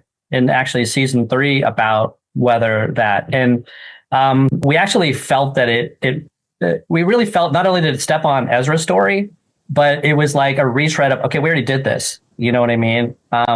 So yeah, the idea of Sabine training as a Jedi when she is already, this fantastic warrior of her own type, we felt like, well, this is overkill. So honestly, I had nothing to do with the Ahsoka series. So I was shocked. What I'm getting at here is that Dave is, I have no doubt, a really nice and accommodating guy, one who genuinely loves Star Wars and the world that George Lucas created, a true fan, if you will, and that this makes him a terrible pick for the job he now has. You get the sense that Bob Iger and Kathleen Kennedy herself dimly recognize this, which is why the executive role was split after her forced retirement. Listen to how she speaks about her 2 replacements. From her statement announcing her resignation, I quote, "2 years ago, I went to Bob and Alan to figure out what the transition plan would be, and I made the recommendation that it be Dave Filoni and Lin-Wen Brennan, the latter of whom has been running the business alongside me. She comes out of ILM 16 years as the general manager and then transitioned into being the general manager for Lucasfilm. She has been my key financial partner, my business partner running the company. Dave is the perfect person to transition, but he hadn't made a movie, and I worked very closely with him beginning with Rogue One to get him a feel of how live action works. His background is animation, as he worked with George on Clone Wars. He's very talented and immersed in Star Wars. He and Pablo Hidalgo are like the walking encyclopedias inside the company. They always have the answer when you ask, hey, can I do this with a lightsaber? Or what colors were the lightsabers? Or anything else you need to know with what has come before. Dave has now spent all of the seasons of The Mandalorian working with Jon Favreau, who's been a great mentor to him, and then he went off and did Ahsoka, which came from some of the stories he was telling in Clone Wars. He was able to create the season 1 of Ahsoka, and now he's just finished directing some of season 2 and writing all the episodes. He finished that in October." End quote.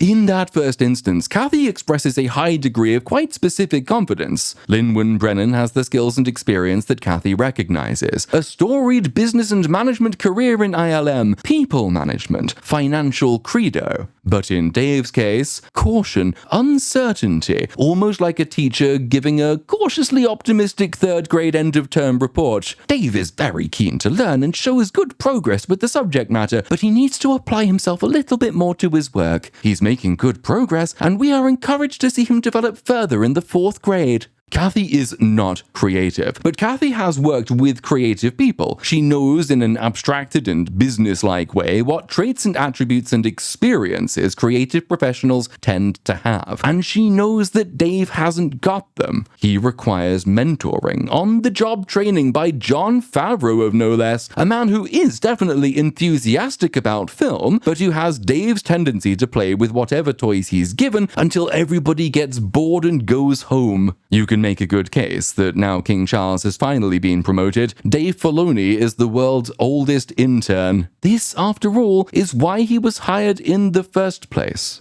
So a week later, I get this phone call, and I answer it, and it's this woman. She's a producer for Lucasfilm Animation, and I'm thinking like, yeah, there's no Lucasfilm Animation. What is this? And she's like, we're hiring, we want to interview for supervising director of Clone Wars TV series. I'm like, really? Didn't you just do that?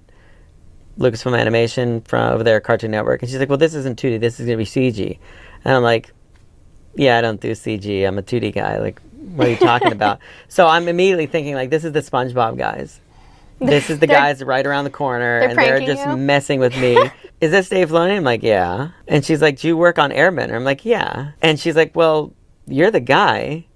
And I'm thinking, like, oh, wait a minute. This suddenly sounds really real. And to get the job, I had to fly up and meet George Lucas. And then I went to the ranch and I saw the main house. I'm like, wow, I'd only seen this video. And my whole ambition was just to interview.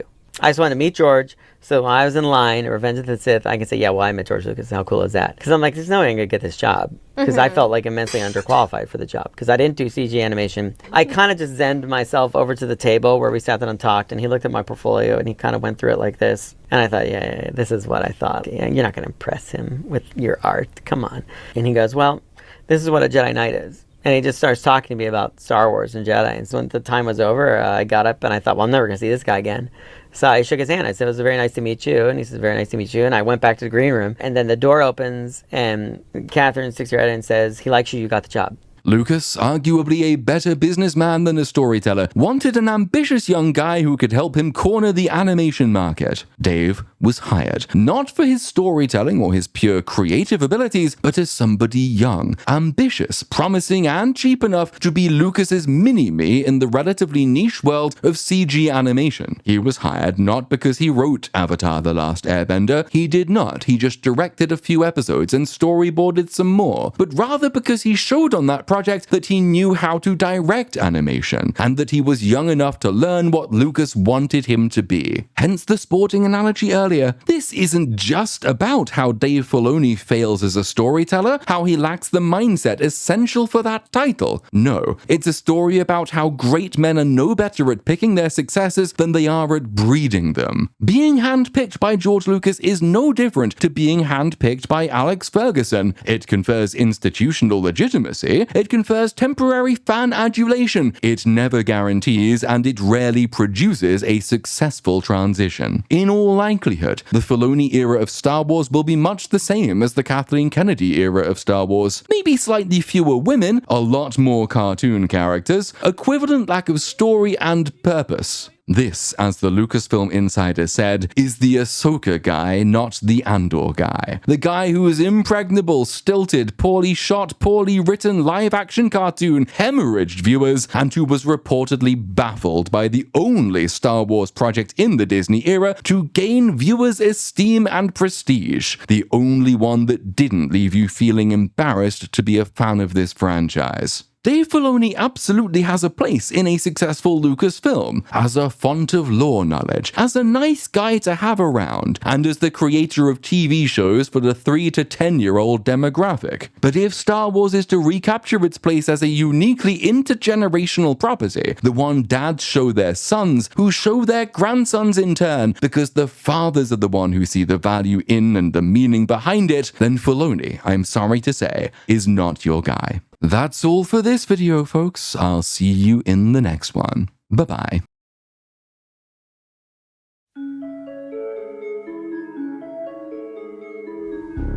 I open the question to the room. What do we do in this building? Why are we here? Really, I mean, I'll just ask George.